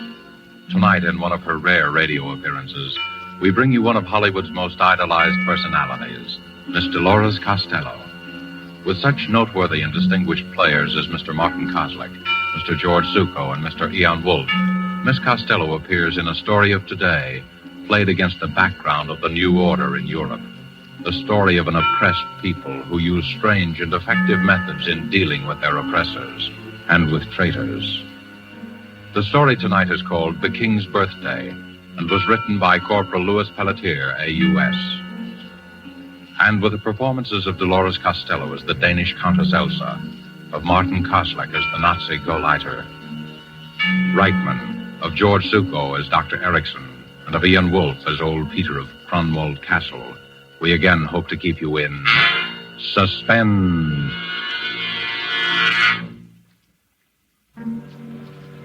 They come to the castle almost every day now, the Gestapo, trying to question me. But it seems I'm very stupid. Somehow I don't give the right answer. Perhaps it's my advanced age. When they question me about the night of the king's birthday, I get confused. I ramble on in the fashion of old people. Gentlemen, Cronwald Castle is 300 years old. For all those years, Cronwald has been a symbol of Danish liberty. Gentlemen, the sea waves beat against the rocks of Cronwald. The sea is deep. The sea knows everything. Ask her. Stop babbling nonsense, you old fool. Answer my question. Did you know about those notes? But of course, Herr Lieutenant. Everybody in the district knows about them. The note said Count Victor would kill himself on the night of the king's birthday. Did you see the notes? Oh, no, Herr Lieutenant. But the note said that Count Victor would kill himself because of his great shame. That I do know. And the note said the exact time, 12 midnight. So you know the exact time? Yes, I'm fond of clocks, you see. My father had a clock that told the time with a bird jumping out. The bird whistled, like this. Oh. Stop that insane chirping. Yes, Herr Lieutenant. I'll take care of you later. Perhaps I'll have something that will improve your memory. Stay there till I call you. Yes, Herr Lieutenant. There's nothing the matter with my memory. I could tell them a thing or two if I wanted. I could tell them how it all happened. It began 2 days before the king's birthday. That was the day the new Nazi Gauleiter, Herr Reichman, came to the castle to see the Countess Elsa. I was told to show him to the library. It was cold and grey, and the sea was pounding on the rocks, very angry, like it always is in November. The new Gauleiter sat by the fireplace and warmed his hands and called for a glass of brandy. And bring some soda, too, please. Yes, Herr Reichman. How soon did your mistress say she would see me? In a few minutes, Herr Reichman. You told her it was most urgent. Yes, I told her. She'll be with you soon. I doubt it. Most women's idea of soon is the best part of an hour. In my country, we train our women to... The brandy, Herr Reichman. Oh, well, thank you. Yes, in Germany we... Courvoisier. Ready to get brandy like this. Count Victor can get many things that are forbidden to his countrymen, Herr Reichman. Count Victor's cellar is well stocked. Is it really? Yes, we have meat at the castle. Nobody in Denmark has meat. Only Cronwald Castle. You're lucky. So they say. Shall I leave the brandy, sir? Yes. But you stay here a minute. Tell me, what's your name? Peter, sir. Ah, yes, Peter. You have been at Cronwald since you were a child. 63 years. Am I correct? Why, yes. How did you know? It's my business to know a lot of things, Peter. You don't approve of Count Victor, do you? It's not my place, sir, to... 3 days ago in the marketplace, you were heard to make an indiscreet remark concerning Count Victor's collaboration with Berlin. I think a word very close to traitor was used. Was it, sir? What do you think? I think, Herr Reichman, the fire is in need of some more wood. If you'll excuse me, I'll get some. Do, by all means. And Peter. Yes, sir? Tell your mistress that I do not intend to spend all afternoon here. My business is urgent, and You may tell the Countess yourself, sir. Herr Reichman. Countess Elsa, excuse me, I was just saying... That's quite all right, Herr Reichman. Sit down, please. Thank you. Peter told me your business was urgent. I hope I haven't kept you. No, not at all. My business is urgent. But as a new Gauleiter of this district, I might combine social pleasure with business, and... Oh, that's very kind of you. I had hoped that my wife, Frau Reichmann... Oh, of course. You must ask her to call sometime. Yes, I will. Although I've never had the pleasure of meeting Count Victor, it would be a great honor if we may call as soon as he returns from Berlin. Certainly, Herr Reichman. Thank you. And this urgent business? Yes, we come to that. Do you mind if I smoke? Not at all. A good cigar always makes unpleasant things easier to tell. It sounds almost as if you had rehearsed that line on the way to the castle, Herr Reichman. I did. And since it was ineffective, I'll be blunt, Countess. I'd prefer it. 3 days ago, Countess, to be exact, on the day I arrived at Kronwald to begin my duties as Gauleiter of this district, I found this note on my desk. Read it, please. Count Victor of Grunwald will kill himself on the night of the king's birthday. That note was on my desk in the morning. At noon, I found this one. Read it, please. Count Victor of Grunwald will repudiate his Nazi collaborators. He will choose the night of the king's birthday for his death. I thought at first it was some crank, but the notes kept coming. Then I heard that everybody in the district believed what the note said. In every house and shop and farm, they are saying that Count Victor is going to kill himself. You'll see why I said my business was urgent. Yes, I see. It's not that I have the slightest fear for the Count's safety, but the writer of these notes must be found and treated with severest penalties. You have no fear for my husband's safety? Of course not. Certainly no anonymous letter writer could force the Count to take his own life. I wonder. What do you mean? You wish me to be frank with you? Naturally. You know that my husband is hated by the whole countryside? What of it? People here are too stupid to know what's good for them. Perhaps. But the writer of these notes seems to be a little less than stupid. You think so? If you knew Danish history, Herr Reichman, you might agree. For hundreds of years, the night of the king's birthday has been a special occasion at Grunwald. On that night, the castle renews its pledge of loyalty to the king and to Denmark's freedom. A very theatrical gesture. Quite. But if anyone wished to remind Count Victor... If someone wished to remind the Count that he had chosen our glorious Führer for his leader... Yes. The night of the king's birthday would be, shall we say, the psychologically correct time to do it. You reason well, Countess. I know my countrymen. Evidently. I can see how these notes would inflame their imagination.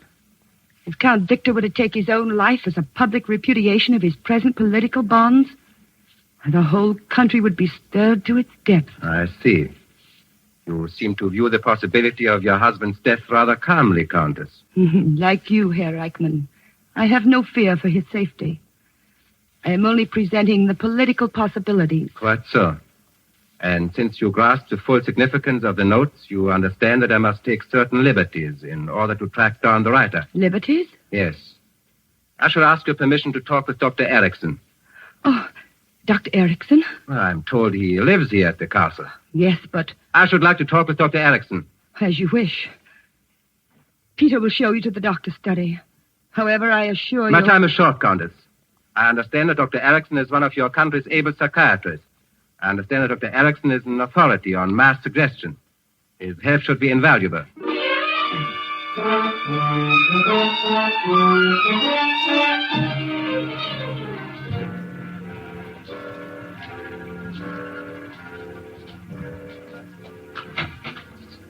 Dr. Erickson. Yes, Peter. Show the gentleman in. Sit down, Herr Reichman. Don't be alarmed about these mice. I'll remove them just as soon as Herman here gets through the maze. Watch him. He's really quite clever. I've been trying him on liver extract and... he made it. Good night, Herman. Now, off to bed. I've been expecting you, Herr Reichman. Please sit down. Thank you. You come to see me about the notes, am I right? Yes, you're right, Doctor. When I first heard about them, I said to myself, then you go light over what my theory concerning the type of mind which would be prompted to write such notes. I'll tell you my theory, Herr Reichman. I don't want your theory, Doctor. I want you to answer some questions. Oh, so it's like that. And perhaps you want a sample of my handwriting, too. I'm not a fool, Doctor. That's very possible. How long have you been treating Count Victor for a certain nervous disorder? 5 years. What would you say is his condition now? You've never met Count Victor, have you, Herr Reichman? No. When you talk with him, you'll see no outward sign of his malady. It manifests itself only during periods of despondency. In the last few years, I am happy to say that these periods have been infrequent. Count Victor depends a good deal on you, doesn't he, Doctor? Perhaps. I've almost cured him. In return, he's given me this laboratory and money for my experiments. But you do have a great deal of influence on his mental processes. Yes, Herr Reichman, I do. In fact, if I decided to, shall we say, liquidate Count Victor, I would have written the notes exactly as the people say they are written. Like all nervous people, the Count would be highly susceptible to such mental attack. That's what you wanted me to say, isn't it? Yes. We know then where we stand. Almost. One thing more I'll ask you, Doctor. Count Victor had a brother who left Kronberg when Denmark was occupied by our troops. That brother, Christian, is now known to be working with the Danish underground. Formerly, he was one of your students at the university. Is that right? Christian was one of my most brilliant students. Do you know where he is now? No, I don't. And neither does your Gestapo. That's the only thing we share in common. You're a very outspoken man, Doctor. I find it the best form of deception. Do you think it wise to try to deceive the lawful government of your country? Lawful government? You have a quaint sense of humor, Herr Reichman. You may not find it so quaint if Count Victor ever removes his protection from you. He won't. When you've informed him of his impending suicide, as I presume you will, you'll see he'll need me more than ever. You do intend to show the notes to the Count, don't you? Yes. I will present myself to His Excellency tonight on his return from Berlin. His reactions to the notes will be most interesting. Would it inconvenience you if I would be present on the occasion? Oh, not at all, Doctor. I'd be delighted. Your own reactions should be most interesting, too.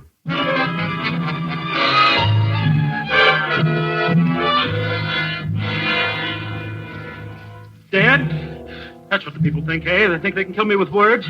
They can't do that to me, can they, Doctor? Easy, Count Victor, easy. This childish note. Count Victor will kill himself on the night of the King's birthday. Because of his great shame here, I'll great shame them, all right. They'll see that... Doctor, a little of the brandy, please. Yes, of course, Count Victor. Now, you mustn't upset yourself. Who's upset? The whole thing is completely nonsensical, completely. Of course it is. Ask Herr Reichman. His police have practically caught the writer of the notes, haven't they, Herr Reichman? Practically, Doctor. You have nothing to worry about, Count Victor. You see? Doctor, tonight, if I need a sedative... Certainly, Count Victor. I'll show them. I'll give them a dinner here on the night of the King's birthday. Everyone will hear about it. They'll see who's afraid. I'll give a dinner. Herr Reichman, will you be my guest at dinner? With pleasure, Count Victor. I'll light up this whole castle like a Christmas tree. And Elsa, you'll wear that gown you wore at the palace and your jewels. You understand? You'll wear all your jewels. Yes, Victor. Kill me with words, eh? If it's words they're after, I'll give them words. Herr Reichman, I'll make a statement to your newspapers the night of the King's birthday. I'll stuff words down the people's throat. Yes. And there's someone in particular who'll read what I have to say. My brother, Christian. I want him especially to read it. Herr Reichman, have you ever seen my brother? No, Count Victor. His picture was in that empty frame up there next to mine. I destroyed his picture. Victor, you're getting excited. Dr. Erickson. Yes, you're right, Elsa. Sometimes the strain of my work is too much. Dr. Erickson, you'll talk to me for a while before I go to bed, won't you? Of course. Talk to you, Count Victor? Yes, the doctor has a way of calming my nerves. It's slightly hypnotic, isn't that it, Doctor? You might call it that, Count Victor. Count Victor, I'd strongly advise... No, it's the only thing that helps me. I just go quietly to sleep while the doctor talks. But, Count Victor... Good night, Herr Reichman. I'll expect you here for dinner on the night of the King's birthday. Of course, Count Victor. Elsa? Yes, Victor? They can't hurt me with words, can they? No, Victor. They can't hurt me if I don't listen, can they? If I shut my ears, I'll be all right. That's it. Shut my ears. I won't listen. I won't listen. I won't listen. I won't listen. I won't listen.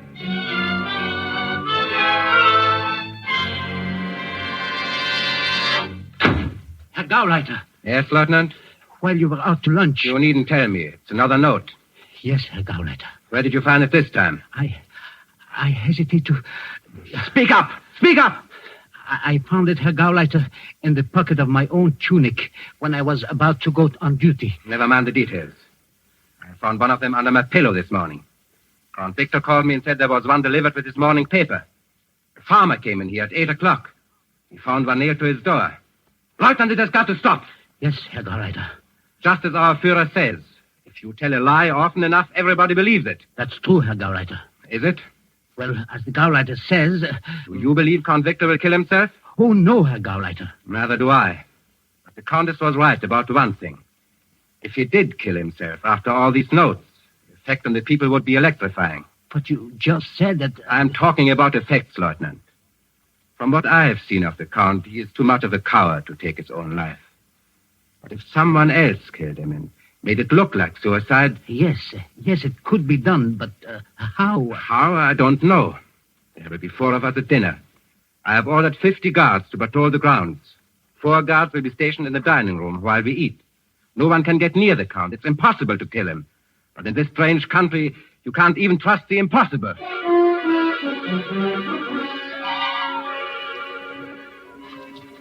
They say the castle is guarded tonight. 50 soldiers. They say the Count locked himself in his room all day writing a message to the people, they say. They say the Gauleiter has 5 Gestapo men at the castle besides the soldiers. 1 Gestapo man is watching the food for poison.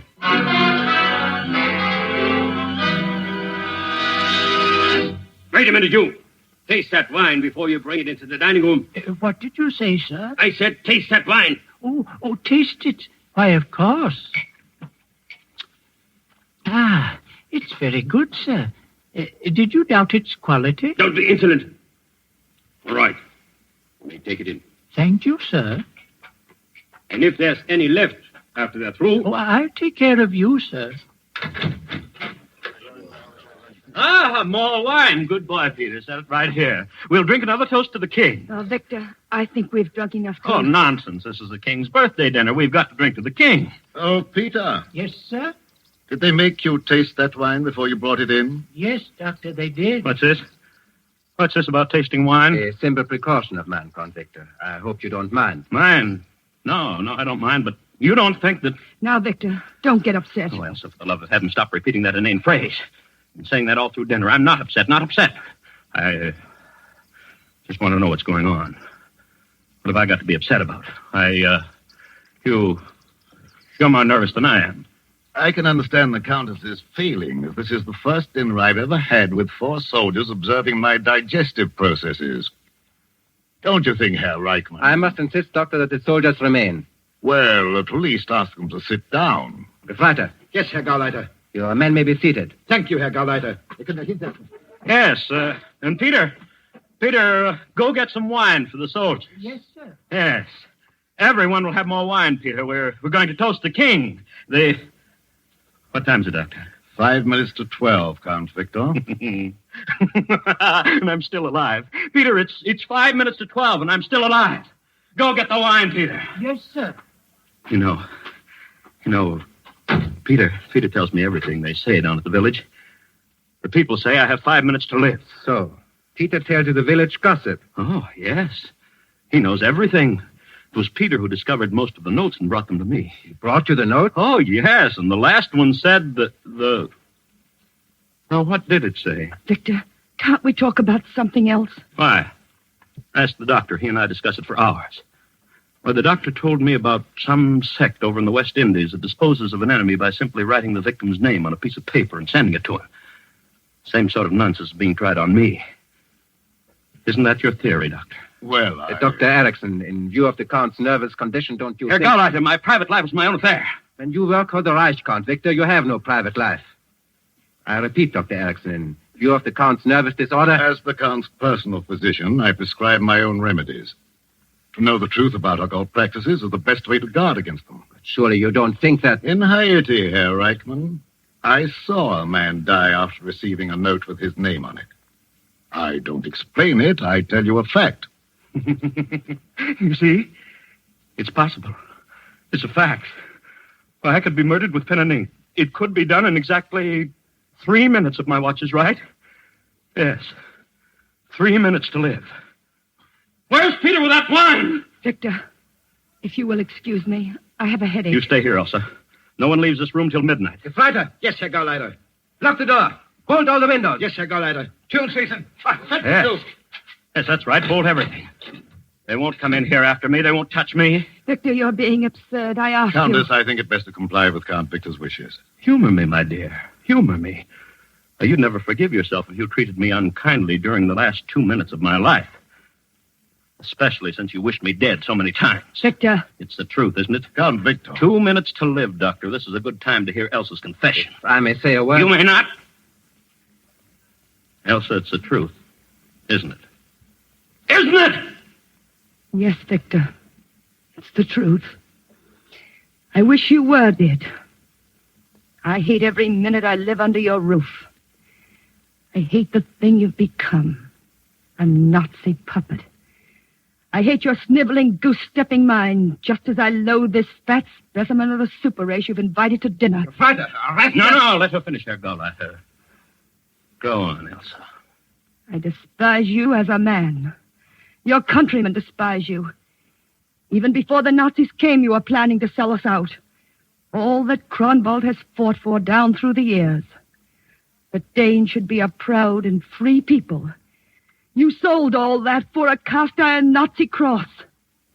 I wish you were dead, Victor. I wish your soul were rotting in the grave that's waiting for all these mad men of Europe.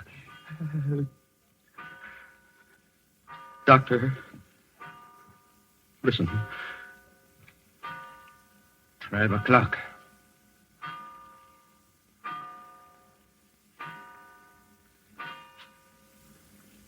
May God grant wisdom to our king and freedom to our people. May Kronwald always keep the faith. Who turned out the lights? Who turned out the lights? Gefreiter, I hear a door opening. No, Herr Gauleiter. My hand is on the door. It is not moving. Yes? Gefreiter. Count Victor of Kronwald. I hear you. Who is speaking? Victor, this is your time. Are you ready? I am ready. Now you die like a soldier, Victor. But your name will live on. Victor! Don't do it, Victor! Goodbye, Elsa.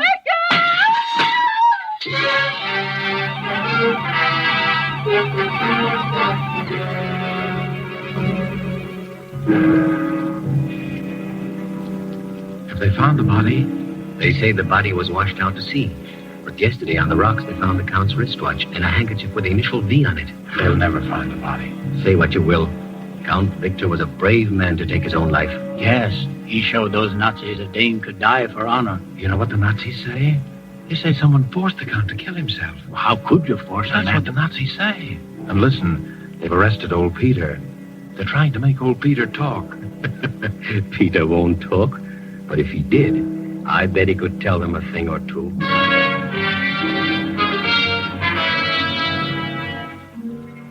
Yes, I could tell them a thing or two. I could tell them why they'll never find Count Victor's body. You know why? Because Count Victor didn't jump out of the window. How could he? Count Victor was dead 6 days before the king's birthday. No, I didn't kill him. He was shot through the head by his own brother Christian the night he came home unexpectedly from Berlin, 6 days before the king's birthday. Yes, I worked with the underground, and so did the Countess and Dr. Erickson. That's why Christian came here to see us. When the Count returned unexpectedly, Christian decided to try to reason with him. They quarreled and, well, Christian eliminated the slimiest traitor Denmark has ever known. It was then that Dr. Erickson got the idea for the notes. Christian, we've got to try it. Mr. Gauleiter has never seen Count Victor. You'll pose as the Count and we'll stage your suicide. The moral effect on the people will be tremendous. Christian agreed, and we started sending the notes. The rest was easy. We all played our parts, and Dr. Erickson coached us on the exact thing to do at 12 midnight. At the last stroke of 12, Peter will turn out the lights from downstairs. You've got that, Peter? Yes, Doctor. Then what do? I go through the passageway that leads to the hidden door in the dining room fireplace.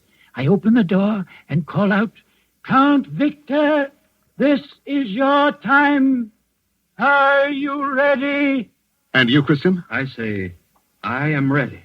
I call out, "Don't do it, Victor. Don't do it." Then I break one of the windows. And you, Christian? I go through the fireplace door and disappear. Yes. And Count Victor of Kronwald has died for his country.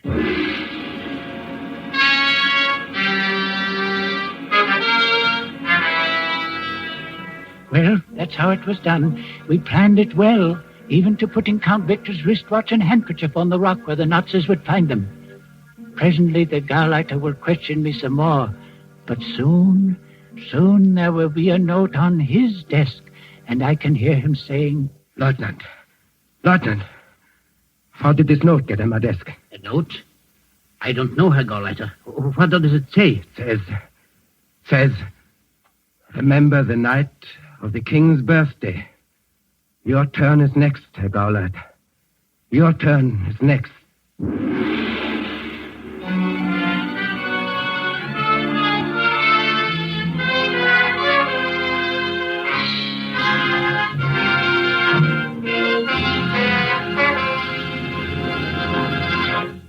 And so closes The King's Birthday, starring Dolores Costello with Martin Kozlik, George Zuko, and Ian Wolfe. Tonight's tale of Suspense. The producer of these broadcasts is William Spear, who, with Ted Bliss, director, Lud Gluskin and Lucien Marowik, conductor and composer, and Corporal Louis Pelletier, radio author, collaborated on tonight's Suspense. This is your narrator, the man in black, who conveys to you Columbia's invitation to spend this half hour in suspense with us again next week. Suspense will be heard at a new time, Thursdays at 10:30 Eastern War Time and 7:30 Pacific War Time. Perhaps you will want to note this down. The new time for Suspense will be Thursdays beginning next Thursday at 10:30 Eastern War Time and 7:30 Pacific War Time. Our play next Thursday will be The Singing Walls, based on a story by Cornell Woolrich. This is CBS, the Columbia Broadcasting System.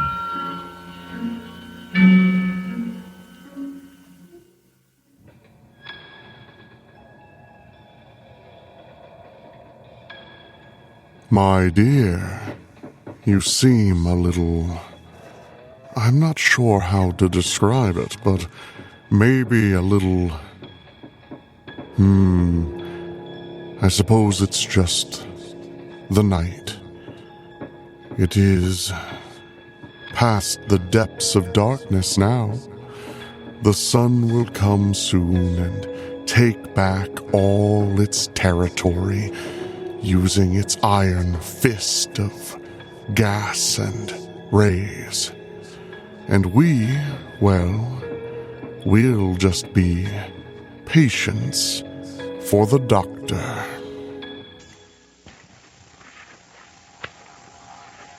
Have you heard the strange tales of the Whistler?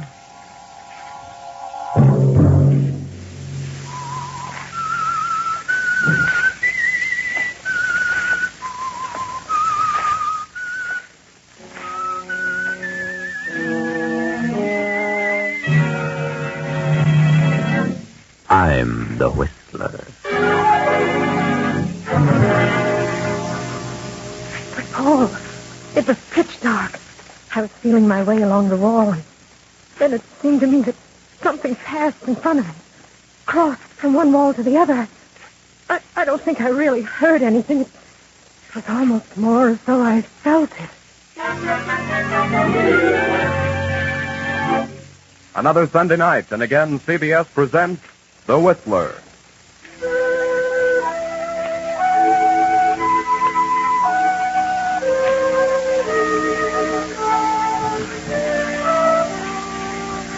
I I, the Whistler, know many things, for I walk by night. I know many strange tales, many secrets, hidden in the hearts of men and women who have stepped into the shadows. And so tonight, I tell you the strange story of Patience for the Doctor.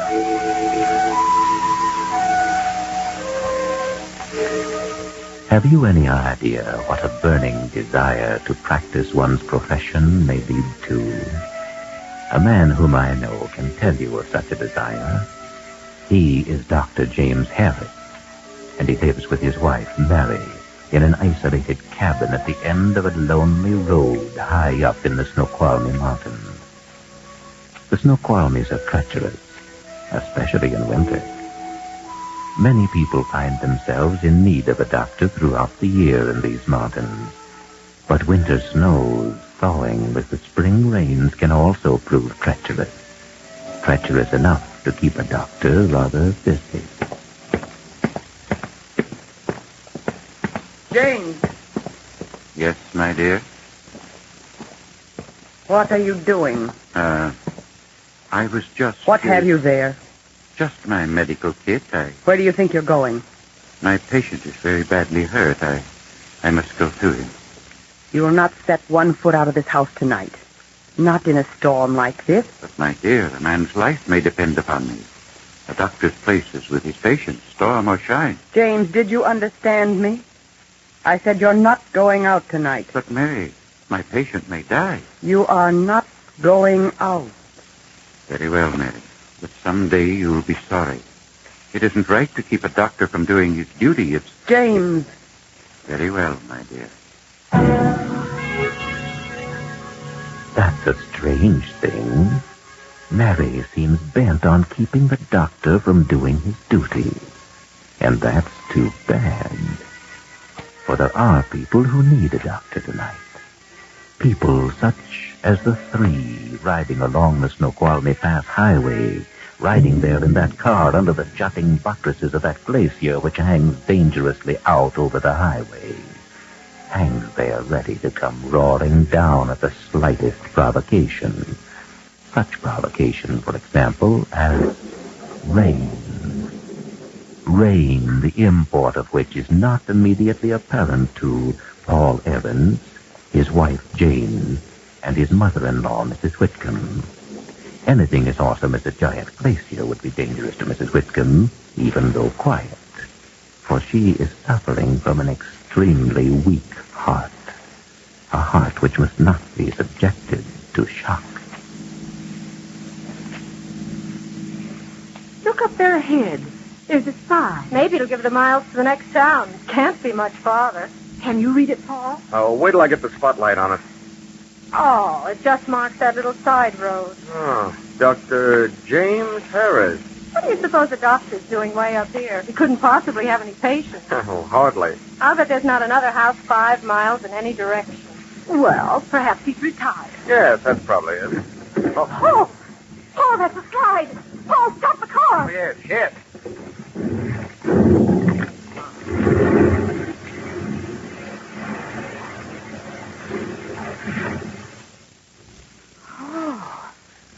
Oh, thank goodness. We're safe. Oh, well, it wasn't too close. Mother. Mother. What's the matter with her? Mrs. Whitcomb.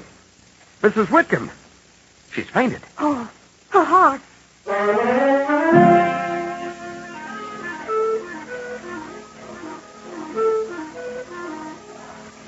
But Mrs. Whitcomb is more hardy than her daughter imagined.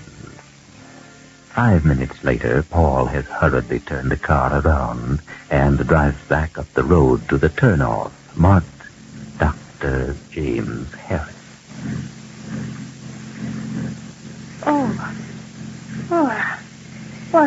What is that? The slide. Mother, it's all right.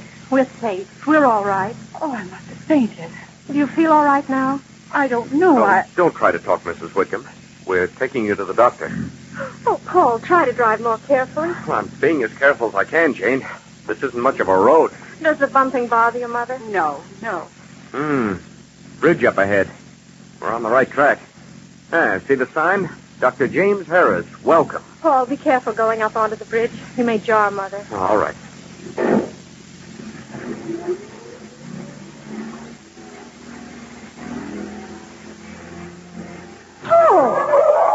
Oh, Paul, for heaven's sake, don't stop so short. What's the matter? Take a look at that bridge. Oh, but it doesn't look very safe. I'll say it doesn't. 2 planks out, rail gone. If you asked me, the weight of the car would have been enough to bring the whole thing down. That ought to be marked. Just what I was thinking. Perhaps it happened so recently that... Those aren't new brakes. No, this bridge has been out a long time. Maybe all winter. And no sign but Dr. James Harris. Welcome. What a welcome. Toss on your head in the creek. But if the bridge has been out all winter, well, how have the people in the house gotten in and out? That's a good question. Well, suppose we back up a little.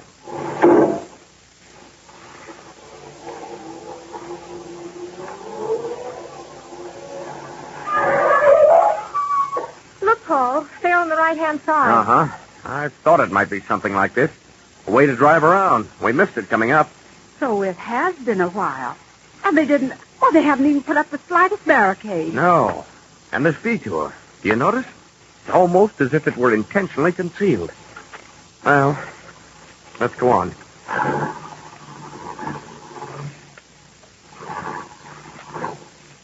Paul, I don't know. Maybe we better not go on.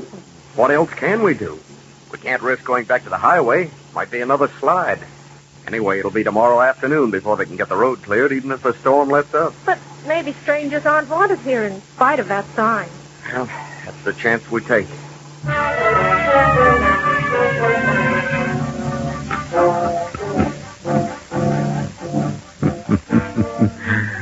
But strangers are wanted. Wanted very much indeed, in spite of any appearance to the contrary. Even though it may seem a long time to wait for someone to answer the door as you 3 stand there. Funny they'd have a fancy door knocker like this way up here. Nobody answers.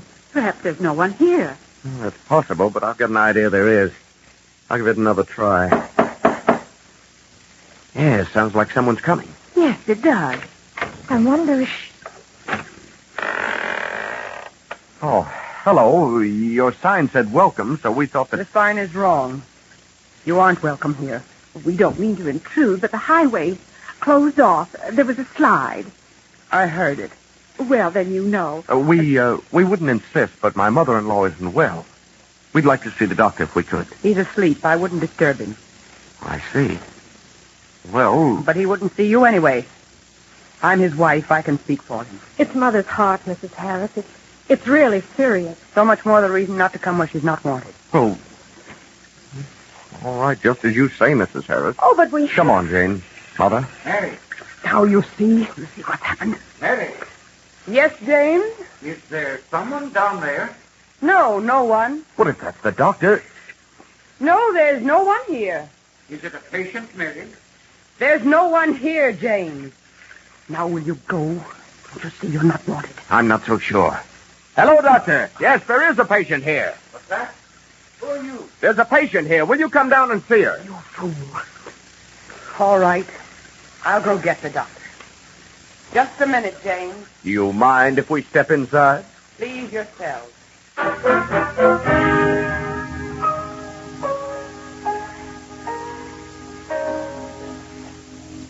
Well, you'd better take this chair, Mother. Thank you.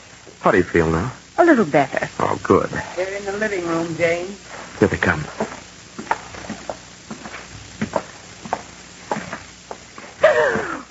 Which one of you is the patient? Why, my mother-in-law, Mrs. Whitcomb. Oh, yes. Now, what's your complaint, madam? Oh, doctor, it's my heart. Please don't be alarmed at my appearance. Oh, no, of course not. Dr. Harris was burned several years ago when our house in Seattle was destroyed. Yes. It was a serious fire. We lost everything. Fortunately, we had insurance, but insurance can't bring back old keepsakes, mementos accumulated through a lifetime. No, that's true. But I saved Evie, Evie's our daughter. Never mind that, James. No? Well, now, Mrs. Whitcomb, about the heart condition. Do you think you could sketch the case history for me?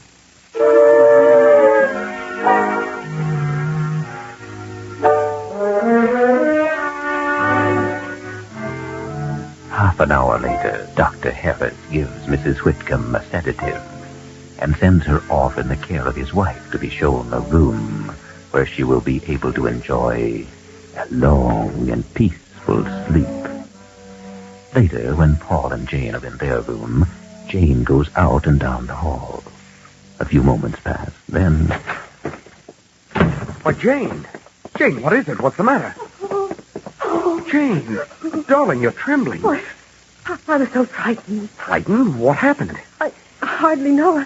It was so dark. In the hall? Yes. But there was a light on a few minutes ago. Oh, I know. There was when I went out. But... Did someone turn it off? Yes. Well, maybe they were just closing things up for the night. Oh, no, it wasn't that. They turned it off on purpose. Are you sure? Yes. When I came out into the hall again, it was pitch dark. I couldn't see a thing. I thought I heard a sort of creaking sound. I don't know how to describe it. Like boards being pried up. Though I don't suppose I thought of it that way at the time, but it was very slight, and I stopped, and then I thought my mind was playing a trick on me, that there wasn't a sound, just the rain dashing against the window down at the far end of the hall, so I started forward again. I was feeling my way along the wall, and then it seemed to me that something passed in front of me, crossed from one wall to the other. I don't think I really heard anything. It was almost more as though I felt it. Felt the person? No, not really. Sensed them, I should say. Oh, Jane. Oh, no, Paul, there was someone, and just then, just after they passed in front of me, I stumbled. I fell forward, and one hand, Paul, part of the floor was missing. I felt the hole with my hand. Good heavens. I was on my hands and knees, and I felt across the gap. It was only a foot or so, and then I heard someone move behind me. I didn't stop to think. I was too frightened. I scrambled to my feet, and I ran. And did the person follow you? I don't think so. I don't know. Well, we'll soon find out. Oh, no, Paul, don't go out there. Please Of don't. course I'm going out there. Just get my jacket on it. It's lucky I brought the flashlight from the car. Paul, I'm going with you then. I don't think you'd better come. I don't want to be left alone. Well, maybe you're right. All right, come on. Now, keep back while I open the door. Yes. All right. Step past me. This way. Yes. Just a few feet down the hall.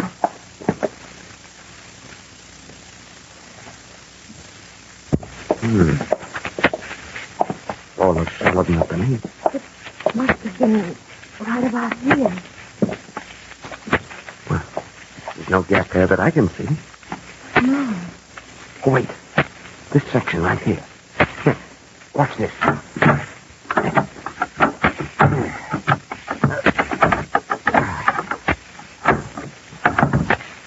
So that's it then. Just get it in here. You can lift it right out. And someone did lift it out. No, I'm sure not. What? Mrs. Harris. Don't shine that light on my face. Thank you. That's better. No, I'm sure no one was careless enough to leave this section of floor out. Oh, but it was out. Never mind, Jane. Go on, Mrs. Harris. This is an old house. Once the boards fitted so perfectly, it was impossible to see the juncture. There was a little place to cache valuables beneath. It was an earlier owner's idea. I see. Not exactly the place anyone would look for things to be hidden, was that it? I suppose so. The man was very rich, and this is a lonely neighborhood. Yes, it is. You don't have many visitors, do you? No. I gathered that from the condition of the bridge. Oh, yes, the bridge. Well, good night. Good night. How do you like that? Paul, something's awfully funny. Yeah, I think so, too. Yeah, she walks along in the dark like a cat. You suppose Mother's all right? I was just wondering about that myself.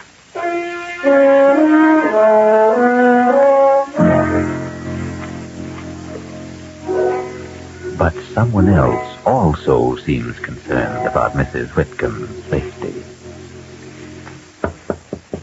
Mrs. Whitcomb. Mrs. Whitcomb. Yes? Who is it? It's Mrs. Harris.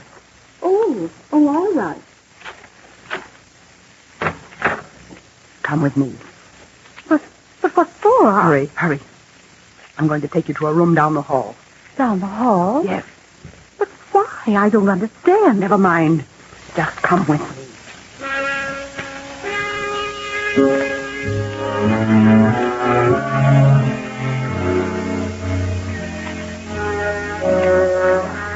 So, when Jane and Paul arrive at Mrs. Whitcomb's door...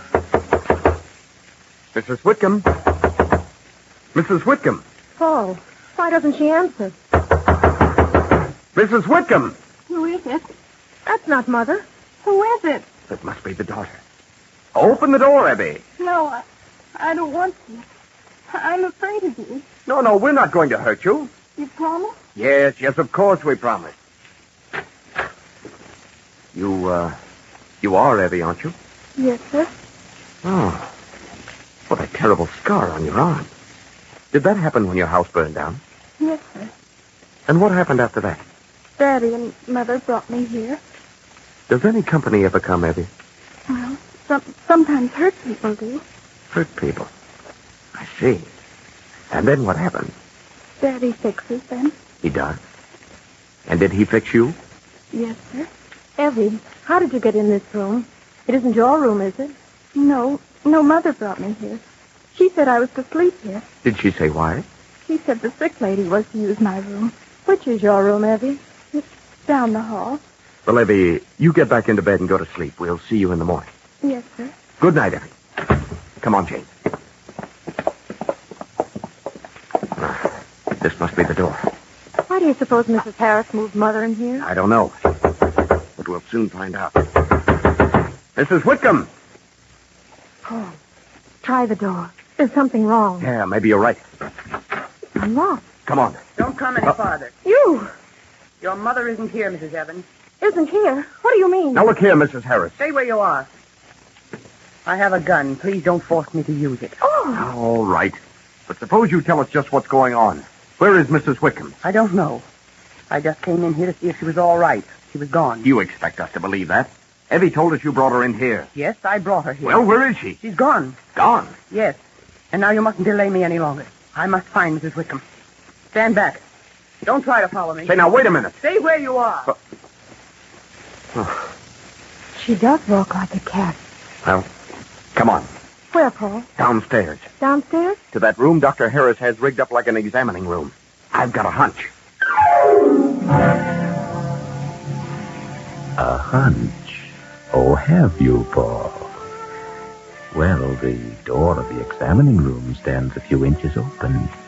There's a light on inside, and a thin golden shaft shines out through the crack of the door into the dark downstairs of the old house.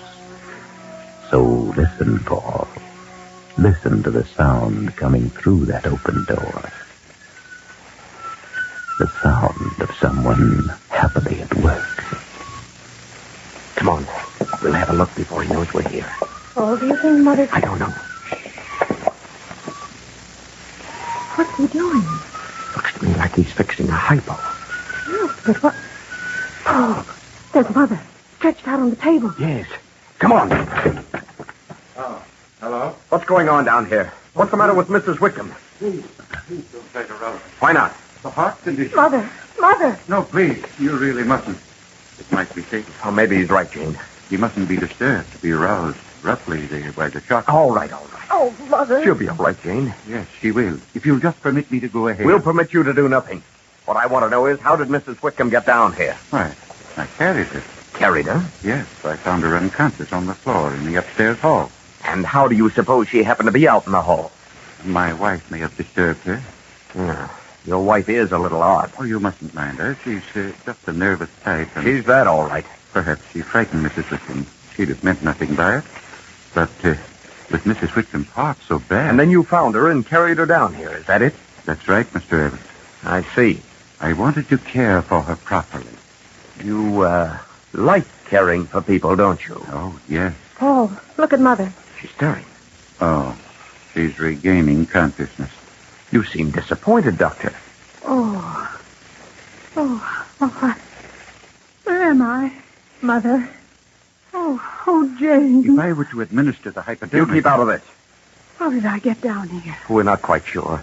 Dr. Harris says he carried you. Dr. Harris? Yes. Try to think now. Can you remember what happened before you fainted? Yes,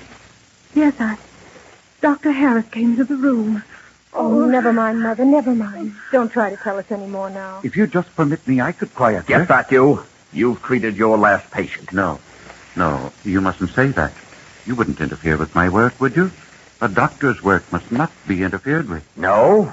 Wait till I get down to Seattle tomorrow and look up the authorities.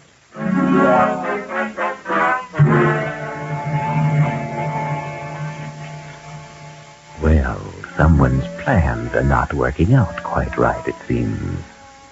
Just what those plans are, Paul isn't certain. But he does know that something is wrong, so wrong that he feels he must sit up and keep guard outside one of the upstairs rooms where Jane and her mother are preparing for bed. Now, just lie there quietly, Mother.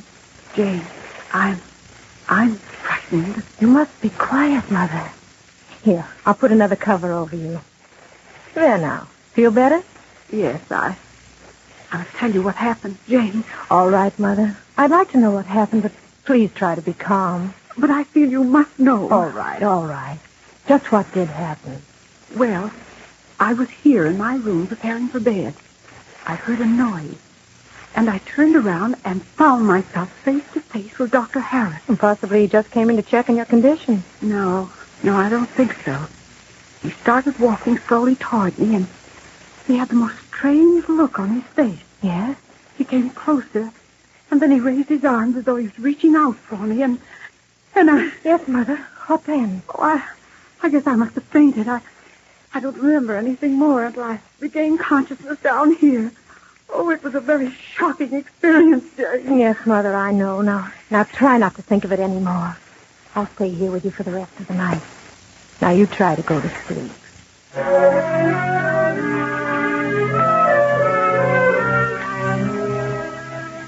Yes, a very shocking experience. But Mrs. Whitcomb does go to sleep. Sleep from sheer exhaustion. And eventually Jane sleeps too.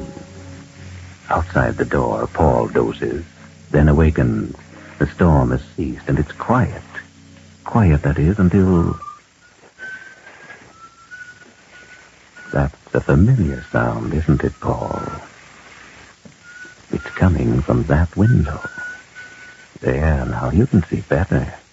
That half moon casts a dim light from behind those scudding clouds, but enough for you to see what's happening on the roof of the wing to the left and below.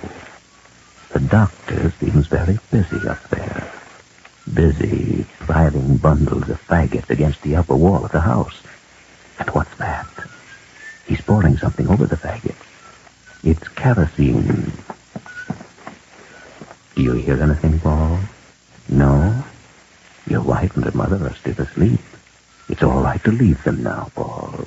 Leave them and climb out of the window. And if you're careful, you can edge along the eaves to a better vantage point. Oh, darn. Hello? Who is it? You'll soon find out. Stay back. Hey, put that... There, you see? I was too quick for you. Now that I have this lighted torch in my hand, you'll be more patient, won't you? Because if you don't, I'll just touch the torch to the faggot like... Hey! Don't be frightened. If you try to jump down, that's what I'll do. And poof, everything will be shiny and crackling. Including you. Of course.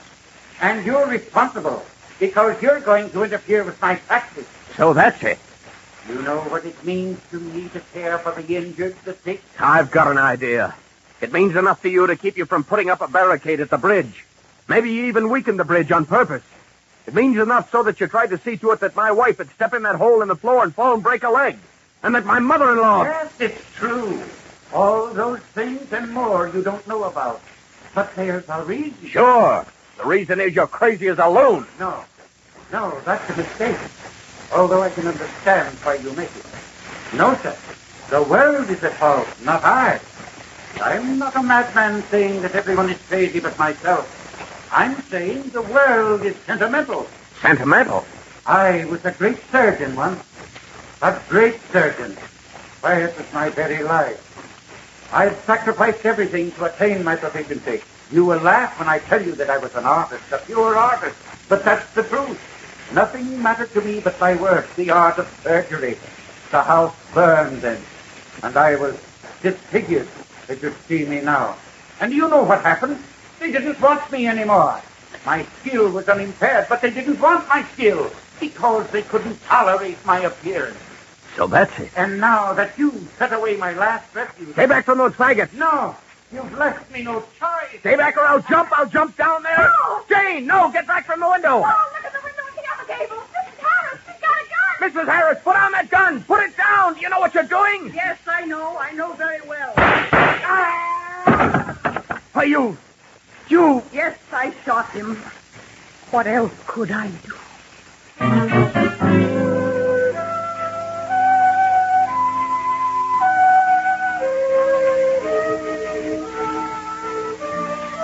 Mrs. Harris was right.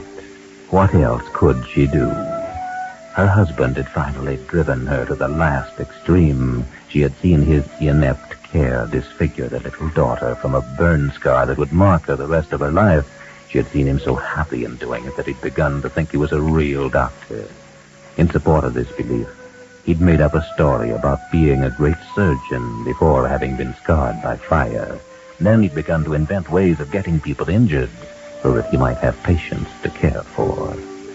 She'd stood all these things. But when she saw him lean toward the kerosene-soaked faggot, torch in hand, she realized that he had lit the fire which had burned and disfigured both himself and the child.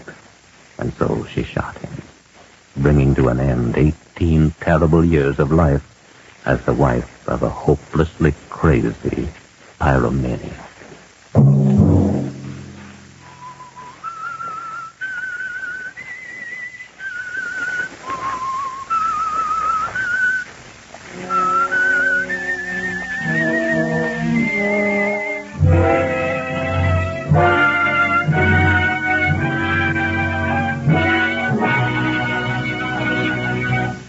CBS has presented The Whistler.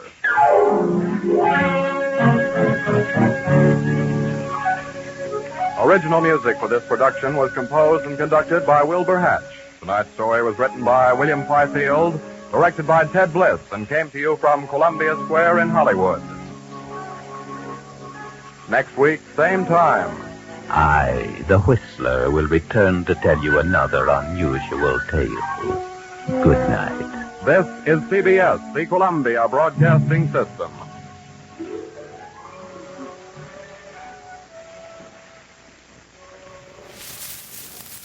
My dear, the evening has run its course, unfortunately, and soon the sun will return and take over again. It's about time you head home and I go to wherever it is I go. But please do come back, and soon. I do always enjoy our time together so much. I'll be right here, same time, same place, happy to have your time and company. But if I could ask just one more thing of you, if I may be so bold. When you make your way home and march through the dark, head through the front door of your home and lay your head on that cool pillow to nod away. Take just one moment and be thankful for what you have. And I'll be seeing you soon.